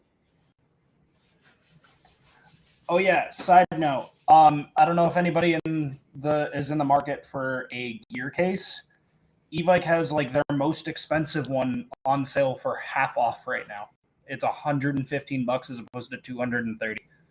I just bought it last night. I was gonna wait on getting my gear for Scorched Earth for a little bit. I saw that was on sale and I sent it. I grabbed pretty much everything I needed. Let's show these off real quick. Share that screen. All right. These are the gloves that I get. The green is actually greener than what it looks like in this picture. And the sizing chart go one size higher. So typically I wear an extra large glove. Here I get 2X gloves. These things hold up really well. They're actually kind of warm too. So if you're out there in the weather and all that. But the other important factor is that they're really good at repelling BBs. So they're Titan Ops tactical gloves. We're not sponsored by them. It's just those are the ones I wear, and people ask for them quite a bit. That's to stop your hands from really getting stung. Flashlight is also needed. A tactical flashlight for your gun. Again, you can go to Feachi's website or Feachi. If you're looking, not coming up. This flashlight right here. They're kind of inexpensive, but they're bright as hell. Here, I'll share the screen again. Anybody that knows that's been a part of the channel knows that I highly recommend these even before they started sending me stuff to review and all that for them. This is actually it's only like $32, and I do believe it comes with a battery. This one does not come with a battery included, but the pressure switch isn't bad for this one. But what I recommend is spending the extra money to get this pressure switch right here, because it clips right onto the rail system very easily, and it's nice solid clips and everything. It feels a lot sturdier for what it does. So you just put it on any of the Feachi lights on the rear, and it really works well. So I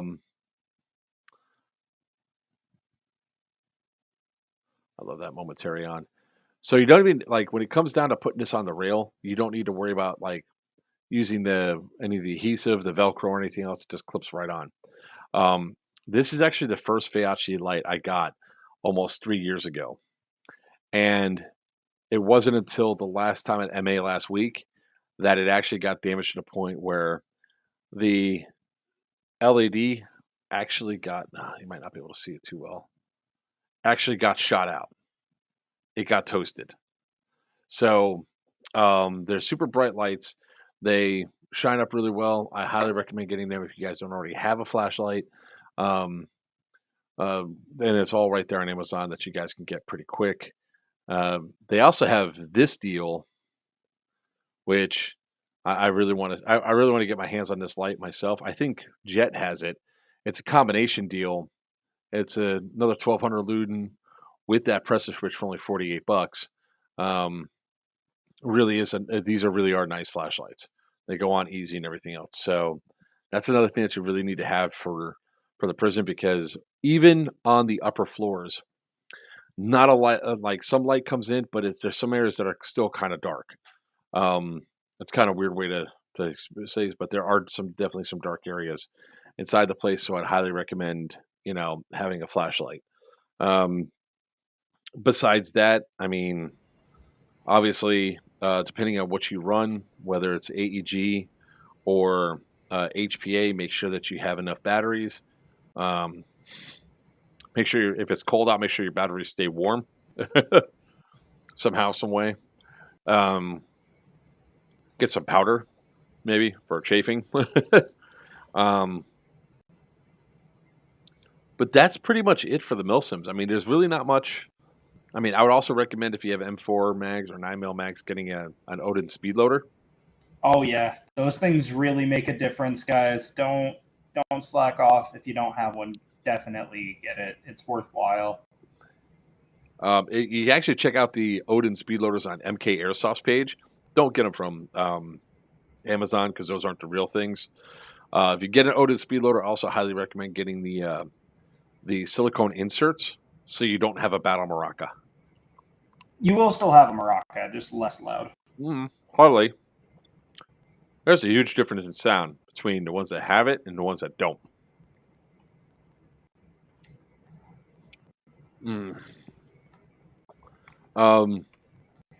Obviously, you only need a sidearm for certain classes, like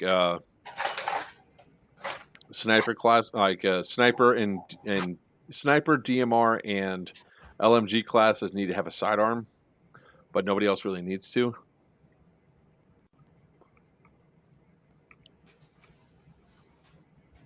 Yeah. Like milsim events, really. I mean, good belt. Pretty much that's it. I mean, there's not much more that you really need from Geigerlands to here. Just make sure it all matches if you can. Make sure you're staying within the color requirements. Stay hydrated and everything else, because a lot of the other stuff we provide. Now, you are going to need to bring your own BBs. We're not supplying those. I highly recommend also a tracer unit, because, man, it's something else to see those green BBs go flying through the AO. Are you done making food yet? I am. I've been done making food. I'm just trying to clean up. Just waiting on everything to finish. I mean, I also highly recommend either wearing a dye mask or one of the face masks. I cannot stress like a face mask enough.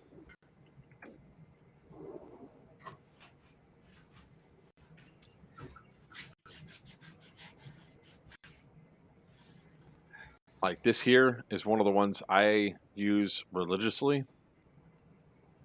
That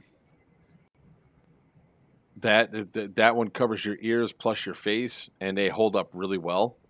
Again, they're not that expensive, and they work really well. Now, a lot of this stuff could also be purchased by some of our awesome vendors that are coming to this event and sponsors. What weight BB?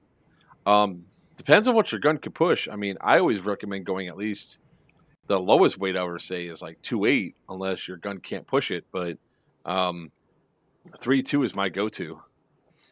My go-to personally is between a 2.8 or either 2.8 or a 2.5, depending on the gun I'm using. I try to keep mine lightweight personally, just because most of my interactions are CQB, and I don't really like the heavier ones hitting people. Maybe that'll change after I get my custom, but who knows? I have no mercy. I know. You're just a dick. I go into Miami Airsoft with .32s. Taste the rain.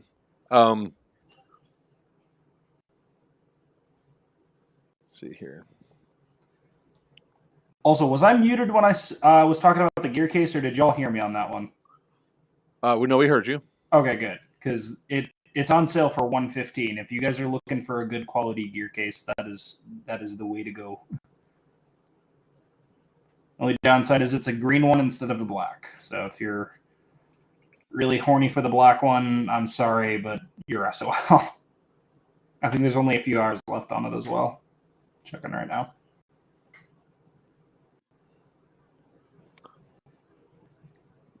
That works. 2.8s will work. So the thing that we recommend everybody doing, like, you can camp out on the AO if you want to. It's either going to be in building D, or it's going to be in building D or building B. I just need to check with Fury to see which one he wants to start off with. We always let the non-victors from the previous event pick the next starting spot that they want to go to. So we're going to let them pick what side, because we're going to take those 2 buildings out. Those will be campsites only, essentially. So there's no play going on inside there. It also still means that the armory will be in play, so you don't have to take the armory. So you don't have to take your guns off. We'll just lock them inside of your guns inside of a room inside there, so that way you don't have to take them on and off the field. So if you wanted to camp out in the cells and everything else, you can. I know Tubbs had such a fun time with that last time. Wait, was Tubbs the one that got locked in? No, that was Alex. Alex Melvin got locked in. I will say, if you guys are planning out on camping on the AO, I don't know how well the insulation is, but good luck. I'm going to keep my uncomfortable ass in an Airbnb. I might be getting an RV. I don't know yet.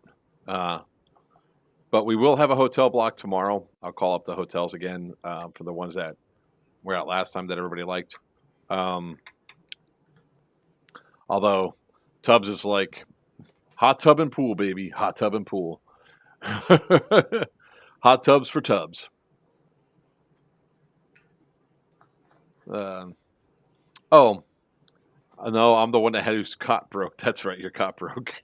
If you guys are planning on staying inside the cells, bring twin air mattresses, because I think that's the size that fits in there on those things. The other thing I would say to Tubbs, one thing I did not mention, is a radio. The Baofeng radios work really well. And there'll be a repeater and everything else out there, so it should help. So, yeah. You'll just hear me on the radio when you guys are all going to bed. Hey, nice cock, bro.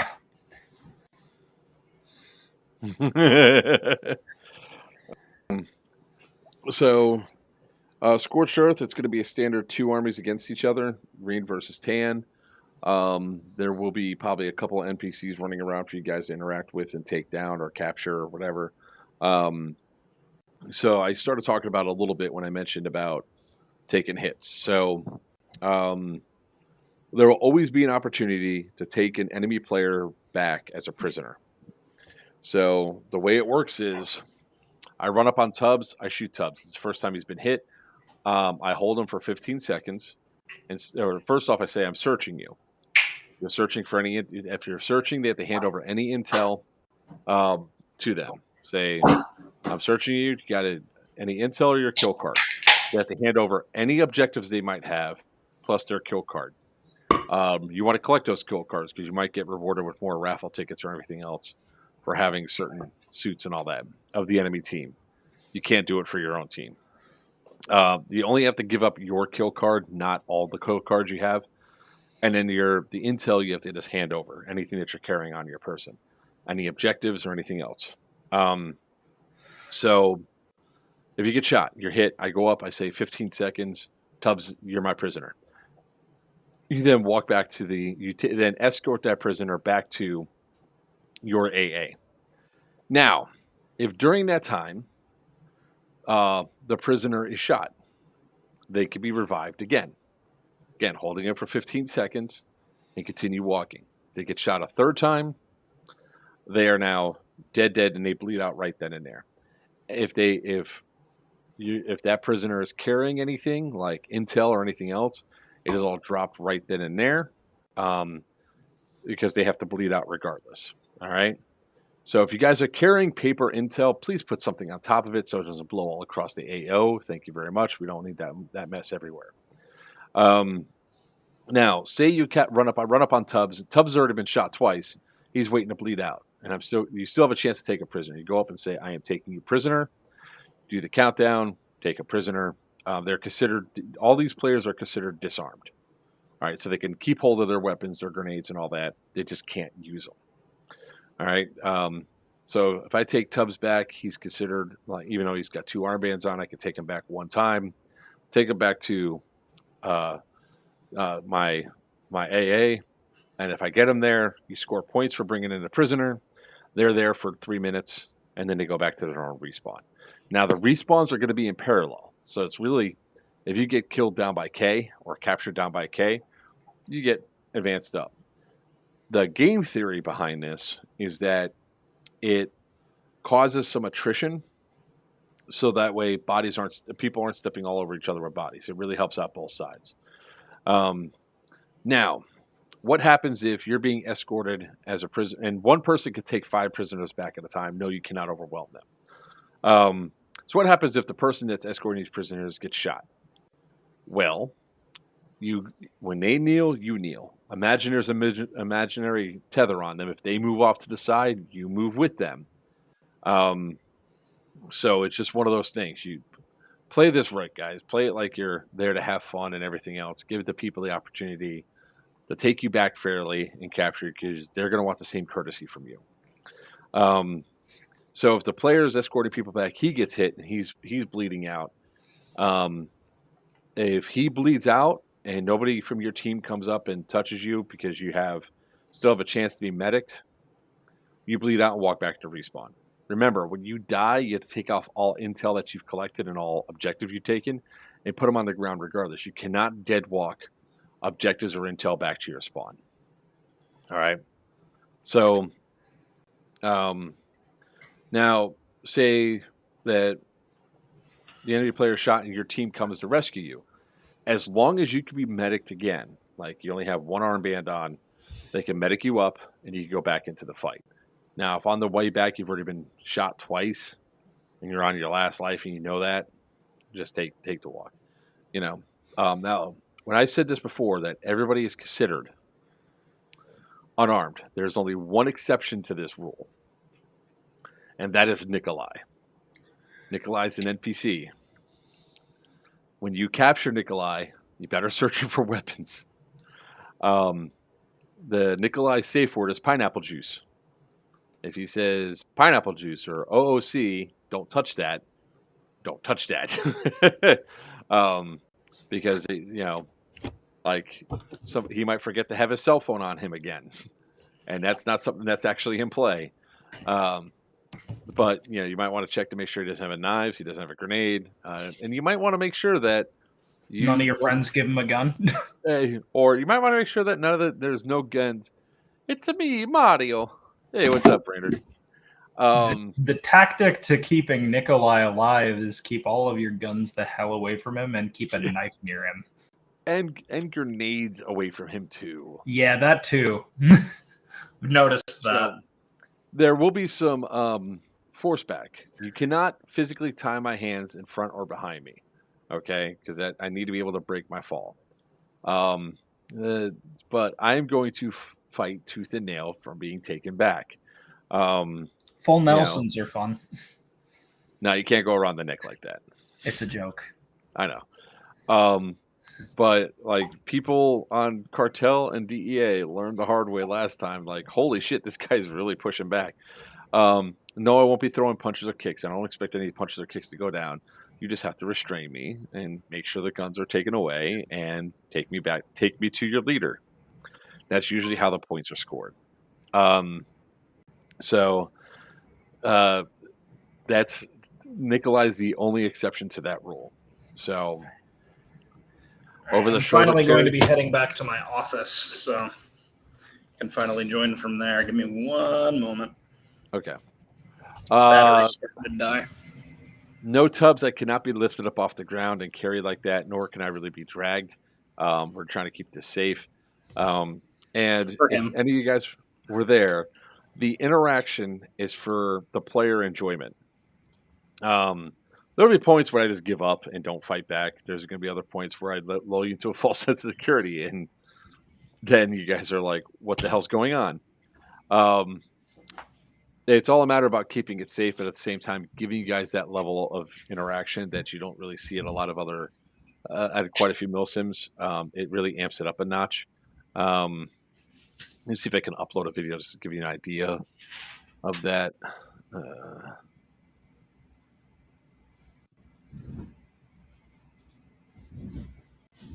Let's see here.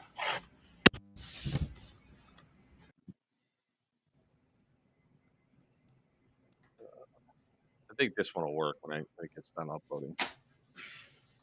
If not, I'll put up. There. Jesus.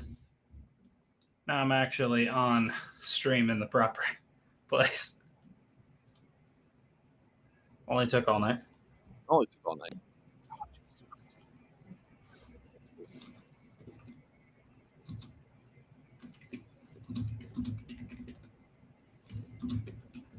Too large. Too large. Of course, it's too freaking large. Oh. Actually, if you guys want to see some of the video, I actually put it up here. It's one of the videos that's just a couple back. Yes, Brainerd, you can don't fall for the fake Nikolai this time. That was actually a great thing. That was Nikolai's brother, Nicolo.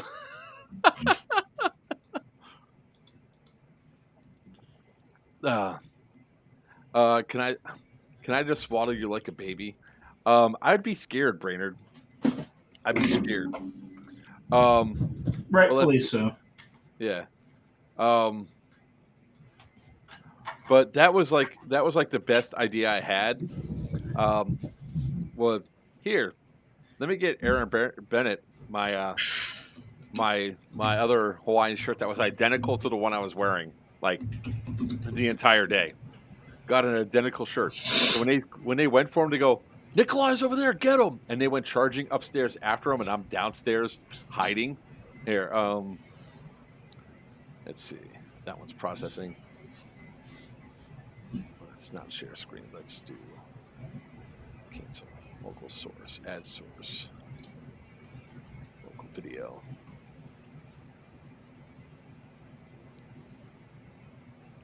Here we go. You'll not get Nikolai! You will not get my Nikolai! You will not get my Nikolai! No, no, no, no, no! Go! Yes, well, you can't do this, son of a bitch! You not get me! Go up, go up.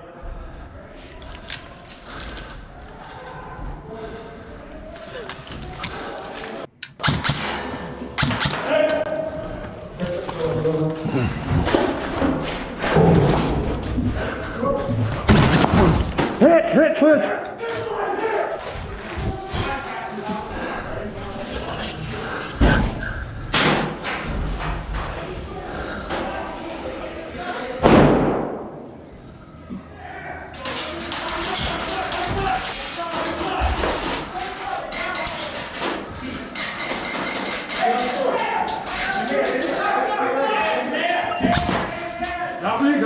Got you.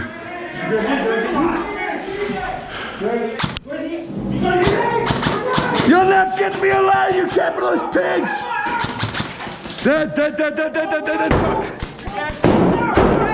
gun! Take his gun! Go! Get me on the gun! Come on!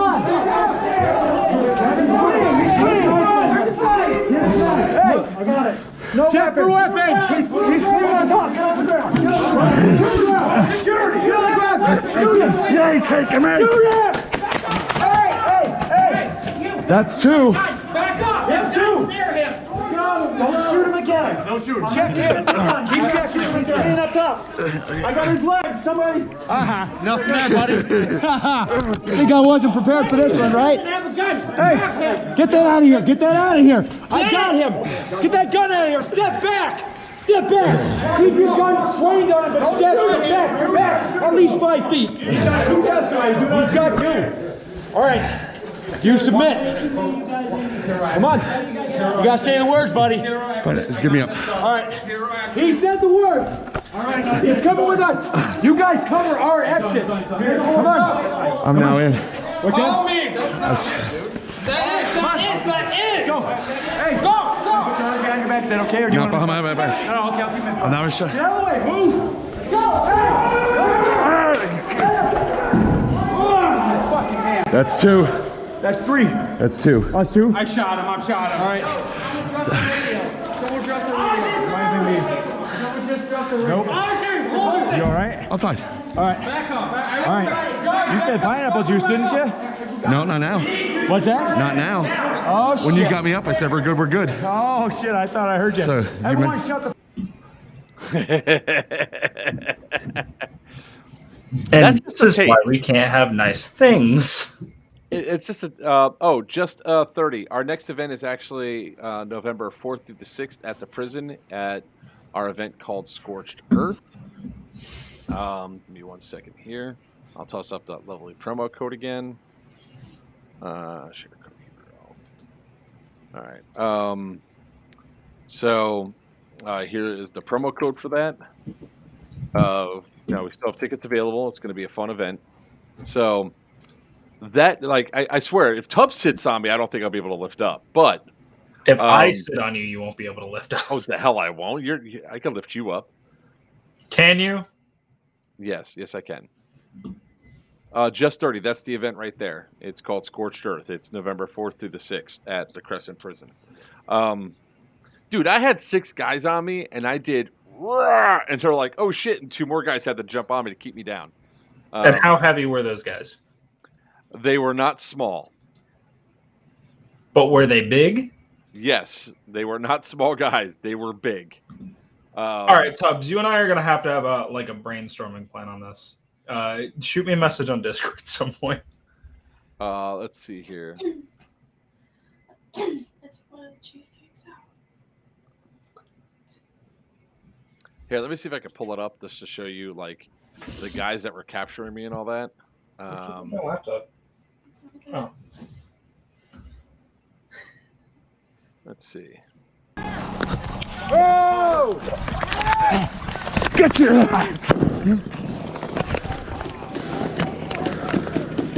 I got a tourniquet. Oh, set up right now! Get on the ground! Face down! Sorry, man. What do you want? His arm is drop the knife! Fucking with it! Drop the knife! Get on the ground! Get on the fucking ground! Drop the knife! Get on the fucking ground! I will shoot you right now! Get on the ground! Face down! Sorry, man. What do you want, you capitalist pig? I want you to talk.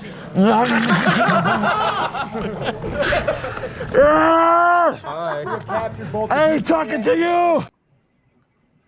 Those were not small guys, sir. They were kind of large. Kind of, nah. I'd give them medium at best. No, that one guy was the one on bigger the than me. right. He was a little bit on the rounder side. Yeah, they when they got on top of it, like, it was really funny. Like, the first time that I did the push up, and I had like 6 guys, like, that was with the Blackwater guys. I went like that, and literally like, holy shit! More guys had to get on to hold them down. They're like, where did that come from? Because when people see me, they see my belly and all that. They don't think that, they think I'm just fat, But yeah, I think the average weight was 250 plus for the people that were trying to hold me down. Plus, you got to think about all their gear as well. So, anyone smaller than me is a snack. Tubbs is a big guy. I don't think I'll be able to lift Tubbs up. Maybe just Tubbs. If other people with Tubbs, nah, I'm screwed. I'll be like, I live here now. This is my spot. Although it would be a funny ass video. All of a sudden you just come up and you see Tubbs sitting on me, and I'm just going, no. Flailing. Yeah. So there's going to be all sorts of objectives on the field. This is not a syndicate series, so the little baggies are not in play. For those that know from syndicate what that is, the cornstarch is not in play. How about we say it like that? Or the rock candy. Which, by the way, if you go up to McDonald's and you got fake drugs like on your dashboard, you get a lot of weird looks. So there'll be stuff like cash. There'll be actually, I had a laptop around here somewhere. There'll be a laptop. Laptops are going to be all over the place. There are going to be paper things that say Intel on them that you guys can take and bring in. There's going to be some control boxes all over the place. When it comes down to the size of the A, though, that we're going to be using, 1 second here. There's our lovely Discord. Thanks, Buck. You're welcome. Can you do mine, please? What did I just tell you? What did I just tell you, Joker? Oh, there we go. I don't know. I don't listen. So, and looking at the map,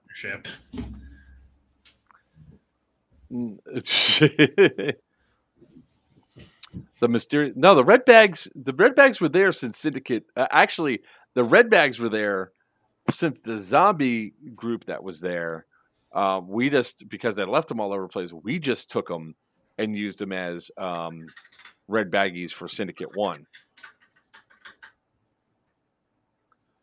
Let's see here. All right, so what's in play? 7, 8, C, Alpha, these buildings right here. Part of F, K, E, J are all in play. Of course, as always, 3 is not in play. 1, 9, and 10, we're just going to cut this section of the field off. The satellite field will be in play. So we're probably going to end up doing is locking off the field down here. So that way nobody actually goes down there again. It worked out well last time. Yeah, it's a big map. Part of the tunnels are going to be in play. So partly where it goes down and turns into the chapel, that'll be open. But going all the way down to 1 is not going to be open.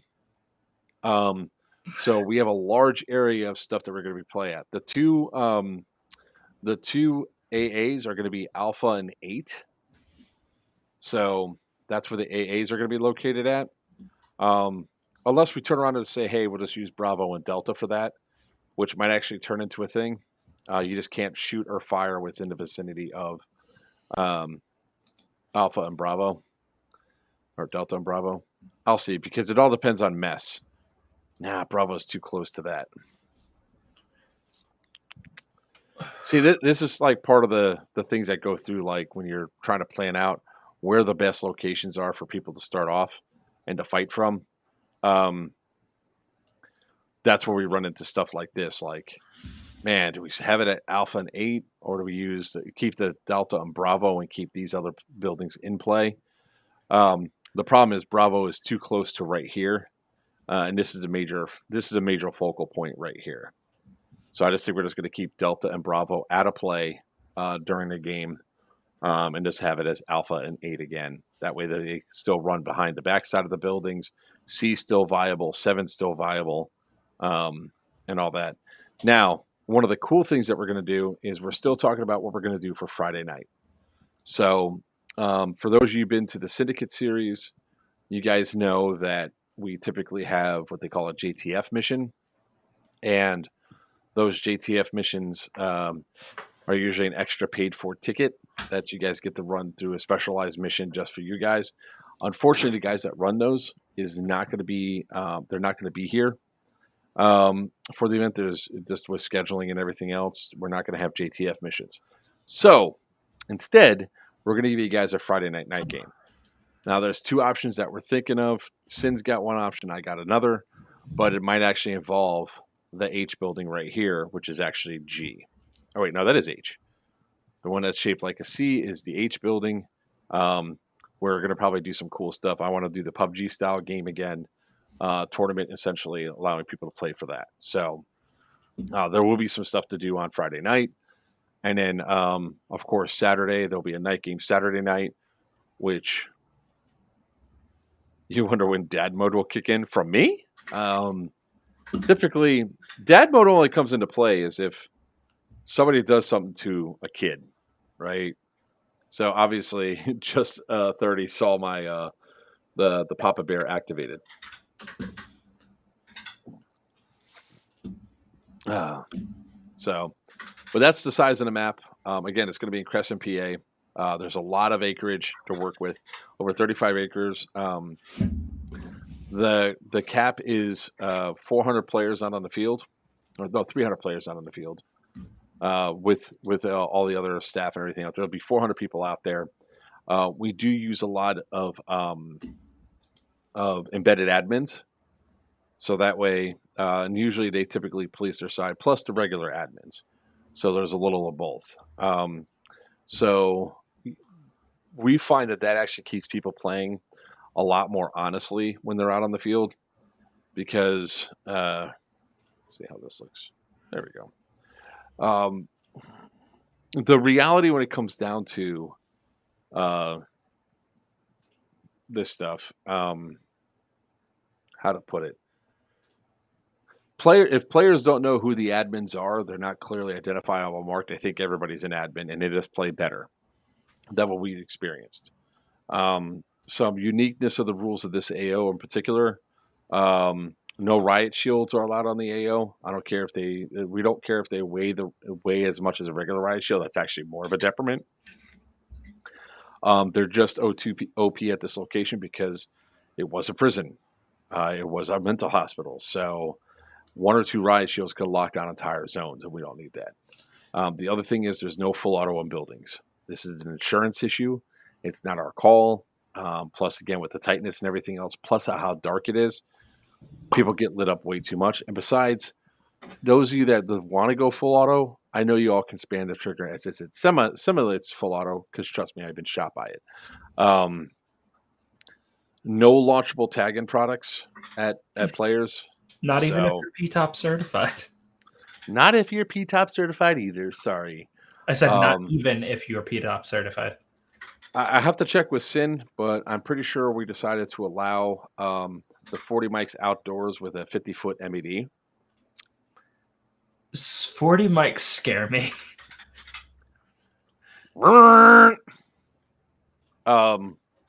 So I would definitely so I think that's what he said. I'll have to double check.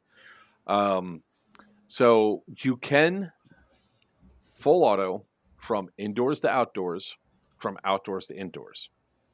Now LMGs I believe have a 50-foot MED or 60-foot MED. Sorry, I just came back from an event, so I don't know.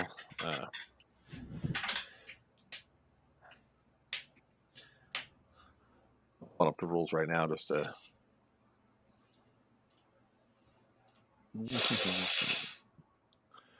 And all the rules are right up here on obhmilsim.com/rules. Let's go ahead and copy that list for you guys and kick them all over here.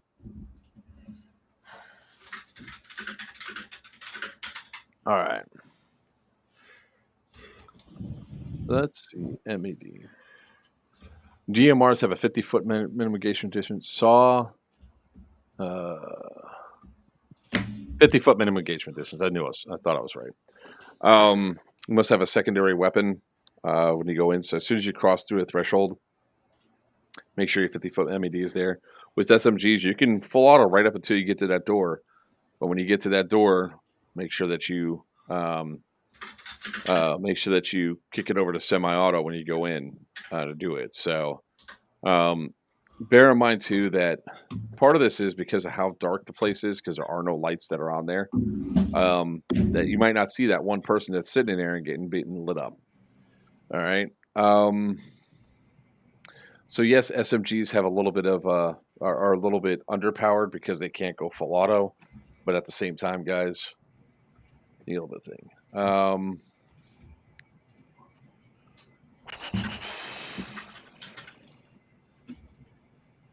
Our frag grenades and sound grenades have a 15-foot radius, but it doesn't matter how far away the frag grenade is. If you get hit with a piece of a grenade, you're hit. Even if it's 40 feet away, a BB goes flying and hits you.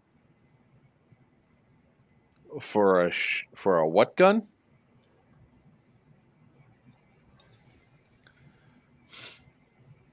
So riflemen, SMG, pistols, and shotguns have no MED. It's just LMG, snipers, and DMRs have a range of 50 feet, and the shotgun. Okay, that's what I kind of figured this meant. The only exception to that is Brainer's master key, where he's got 3 freaking barrels, so he's shooting 12 BBs, or 12 or 24, depending on which way he goes. With how many BBs are out there, or not 12, 9 or 18, depending on which way he goes with that. So he has a 20-foot MED with his shotgun because of the extra barrels and all that. Guns like the Flak 10 are banned because they just hurt too much. with how far they go. No homebrew guns.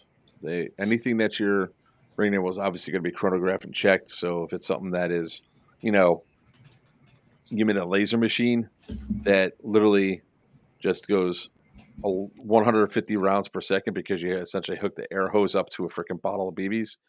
Yeah, that's not going to go well. So let's see here. Admin word is law. So even if they're wrong, just accept what they're saying and walk away. All right. Um, if you have video, video of the interaction that you want to show us later, at the time of the incident happened is not the time to show us. When the Evo's over, you do that. Now this one is going to be, let's see, it's going to be almost an all day event. So we're going to go from 10:30 to 5:30 with no stop. Then we're going to have from 5:30 to 7:30 is going to be dinner and no DT4. What's that one again? The night game is going to go from 7:30 to 9:30, and then Sunday we're going to have 10:30 to 2. So a little bit longer game on Sunday as well than what's normal for those. But yeah, 10:30 to 2. So they're going to be a little bit longer gameplays. Friday timeline will be changing up. Oh, the double barrel M4, I believe that was allowed on semi-auto only. I don't think that's been banned, but I'll double check with Syndas to make sure. We actually should probably add up a banned weapons list. If you are under the age of 18, remember this is a 16 plus event to be on property. So this is the offset. Yes. This is to potentially offset the problem that we had at Syndicate 1, but even the parking lot counts as being on property, so nobody under the age of 16 can be on property because of insurance reasons. All right. Grenades are allowed indoors, just no smoke grenades. Again, a 30-foot room will be considered blown up by a grenade. So if somebody throws it into most of the offices and all that, you will be dead. Hardcover is considered hardcover, something that is solid, like steel, like or a cell or a brick wall. A brick wall. If you can actually see the grenade poof because you're looking at it, you're dead because that means you're looking at it. That might be that way, Diesel. I'll just double check because I honestly right now I really don't remember. But we don't have a banned guns list. Like I said, we need to get one together. So the reason why we put the increased range of killing rooms was because if it was a real grenade, if you weren't dead, you'd be hurting anyway. Hurting enough for somebody to come in and take you out, since you're not going to be fully disoriented. And I think since by the time Scorched Earth rolls around, tag-in products might be back in stock, and those AFG 6s are loud as hell. You'll thank me later for not being blown up with 11 of them at once. All right. No hiding behind dead players. I'm seeing it becoming more and more of an issue at Milsim events. Just don't do that. Don't be a dick. Yeah. Just basic courtesy rules. Let's see here. Any other things that... No smoke grenades indoors. Smoke has to be deployed 25 feet off a door or window. Honestly, smoke is going to be the week of decision for Syndicate, or for Scorched Earth, because at Syndicate 2, we had 5 fires go off in the span of, I want to say, an hour or so, and some of those fires were spreading fast. That entire mountain's a tinderbox, especially in the fall. So that also might determine whether or not we allow any sort of pyro outdoors at all. because the EG-67 set off 3 of those fires.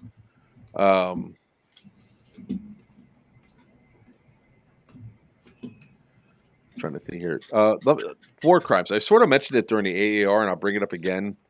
War crimes can make or break your team winning, and it's not even like an understatement. I mean, it really is a reality.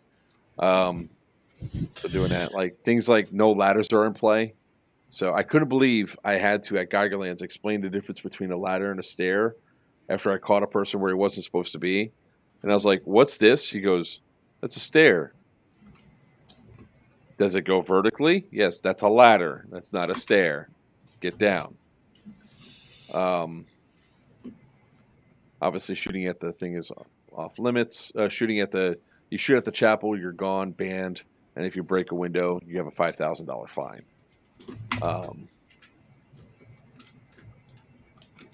The battle bus is going to be parked this time. It's going to be parked out in the open. It's going to be something that is worth a lot of points. And it's going to be placed in a spot for you guys to attack. So be ready for that.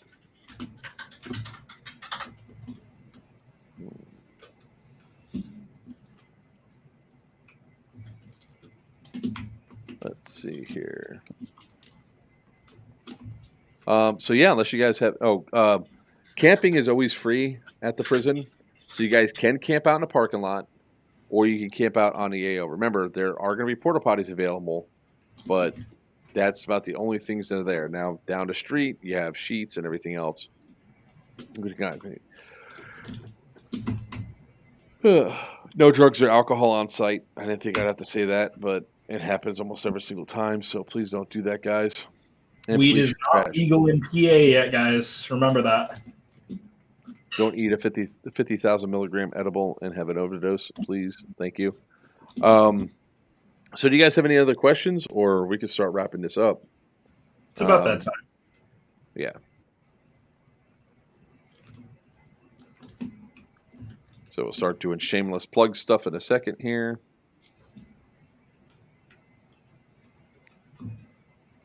Oh, we hit some more some more achievements with the channel. So because of viewers like you, we have over 10 million views on YouTube. 10 million views? Yeah. We have over 25,000 subscribers, so we're at 32,463. TikTok, we're almost at 700,000 followers. Jesus. Let's see where we're at, because I can't wait till I can do that happy dance. Let's see here. Hey, it's all because of you guys. You guys are the reason why we stream twice a week. So there was actually an interesting conversation that happened at Serious Viking about that. They go, man, you're not playing nearly as much as you used to. I was like, what are you talking about? He goes, dude, you used to play Airsoft 3 days a week. And I was like, at Miami, I was like, you're right. I used to play Tuesday, Wednesday, and Thursday. They go, what happened? I was like, well, now Tuesdays and Thursdays I stream. And I need Monday to prep for it. Takes time, man. Yeah. All right. Not everybody gets it. Life of a content creator can take away valuable time from the things that you love. So, per normal, like again, shameless plug time. We do this with the out of our own pocket for the most part. We're not really getting much from this. I mean, the views on YouTube and TikTok really haven't equated to much stuff. So any support that you guys can give us, the channel, greatly helps us out. Maybe bringing you guys more content, more stuff, more things to give away, and all that fun jazz. So there's a couple ways that you guys could do that. Obviously, you could do super chat stuff where you donate that way, or you could just become a member. There's I think 4 different ranks for memberships for the channel. They all give you certain perks and cool stuff that you guys could do. They like additional discounts for some of the events we run and stuff we go to. You guys get first look at some of that stuff, extra raffle tickets for some of the raffle stuff that we do. And all of it helps us put right back into the stream, particularly in stuff like Restream, which costs us like $600 a year. So all this helps us help you guys, give you guys more content for you to consume, for you to make fun of us with. Um, Now, if you the guys ask for it, we will start a Patreon and start selling feet pics. you know we tried Patreon before, but yeah, most people just didn't translate over. I think once we get bigger, that'll change. But As we get bigger, not when. whatever. Anyways, we do throw up shorts every single day of the week on YouTube. We do montage Mondays. Obviously, I missed this montage Monday because I was out of town for an event, and I did not have enough time to prep the video to schedule it in advance. But they will be scheduled. They will be made and scheduled for the next few weeks, so that way we don't miss that again. We also update new content almost every single day of the week to TikTok as well, so you guys can check us out there. We also live stream every Tuesday and Thursday, unless we're on our way back from a particular event, or we're going to an event. So typically the Thursday streams, depending on where we're going to. And if you guys are interested in checking out more of me, I do stream on Twitch whenever I can, pretty much. If you guys are looking for any of that kind of stuff, or feel free to join us on Discord and or Facebook. I don't know if Joker strips his shirt to Pony. It's the only way I'll do a Patreon. Look, I am not shameless enough. I will do that for you. Listen, man, he will get shirtless and break every single gun he rocks. When we were getting the stuff together for the children's hospital, I was in a morph suit with a wig and lipstick on. I am not ashamed. Actually, it was a leotard. It's right there. He'll get in a unitard at tutu and start breaking every gun that he racks. No, I will not. That I won't do, sir. Again. Unless we get to some big numbers. Worry about it. I love the wife in the background saying, "What the hell's going on?" Mark's doing what now? So we stream every Tuesday and Thursday. Tuesday at 7 p.m. Eastern Standard Time. Thursday at 8 p.m. Standard Time. Our Tuesday stream depends on pretty much whatever has been affecting us inside of Airsoft up to date, whether it's an AAR, different experiences, tech time, all that fun stuff. I have no room to talk. You know that joke. Hey, look, we all the stuff we do for this sport, right? Thursdays are dedicated to our Big House Milsim streams, where we talk about the upcoming events at the prison. And of course, you guys could also follow us on all of our different socials. Players Wanted on Twitch, Instagram, and obviously YouTube. Facebook is Players Wanted Airsoft. We also have a lovely little Discord channel, which I am sharing now. If it would actually let me do it. There we go. So you guys can come join us and check us out. Chat with us anytime. Feel free to add us, etc., etc. We will get to it as we can. Yeah. And in addition to that, we also have some really cool things coming up, some really cool events coming up. So the weekend of October 1st. So October 1st, I believe it's just the 1st. Let me just check.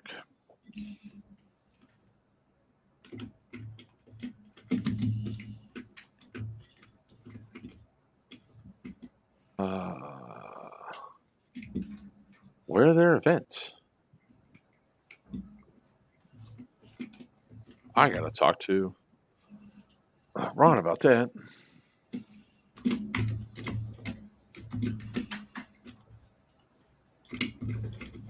I just want to make sure it's a one-day event. I'm pretty sure it's a one-day event. Oh no, the 30th will be a night mission.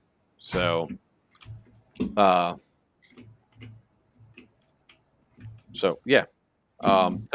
Technically a 2-day event. I think you have to pay extra for that particular one now.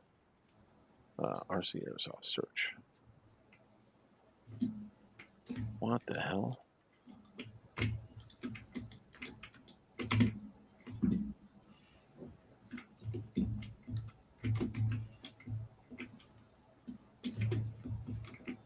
There we go. Events. That was weird. Yeah, so there will be Friday night JSO missions. But go to RC Airsoft on Facebook, formerly Rage Custom Airsoft, to check out their information on the site. They actually have quite a bit of information on it. It's going to be at Wasteland Ops in Ocala, Florida. Wow, I cannot say shit today. After that, we're also going to be at we will be at New York City Comic Con.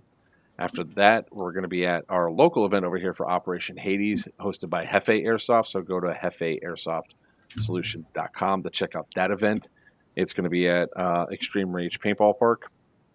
And then the weekend of the 21st, we're going to be up in South Carolina at Graniteville, South Carolina for Swift Justice 2, which is going to be at the mill that's there. So that's going to be a really awesome event for that. That's an Operation Lion Claw event. And then, of course, November 4th through the 6th, we'll be having Scorched Earth at the Haunted Crescent Sanatorium.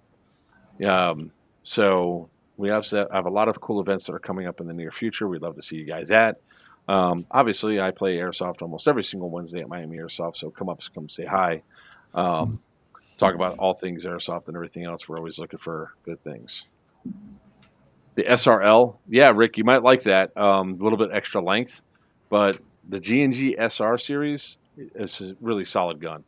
The only upgrade I would do right off the bat would be to throw in a D-Hop barrel with either a Pro Win or Max Hop Up, and you're good for a while. I'd just keep running those gears and everything else in that motor until they burn out, and then do like an all-in-one shot of doing a MOSFET, gear set, and trigger instead of having to pay multiple times. So with that all being said, that's our show for tonight, unless you guys have anything else before we leave. Now we can start closing things out, and I might have to go to bed early tonight, man. Whenever I do these events, sometimes I need a day or so to recover. Honestly, it takes like that sometimes.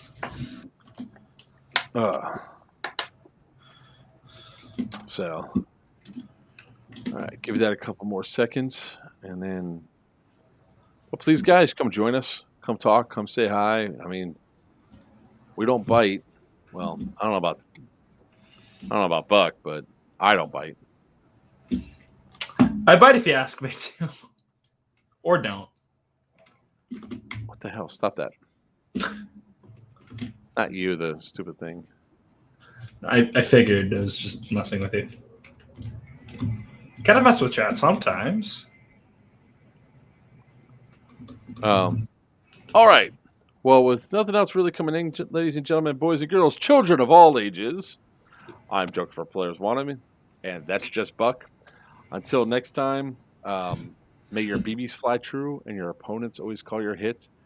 Good night.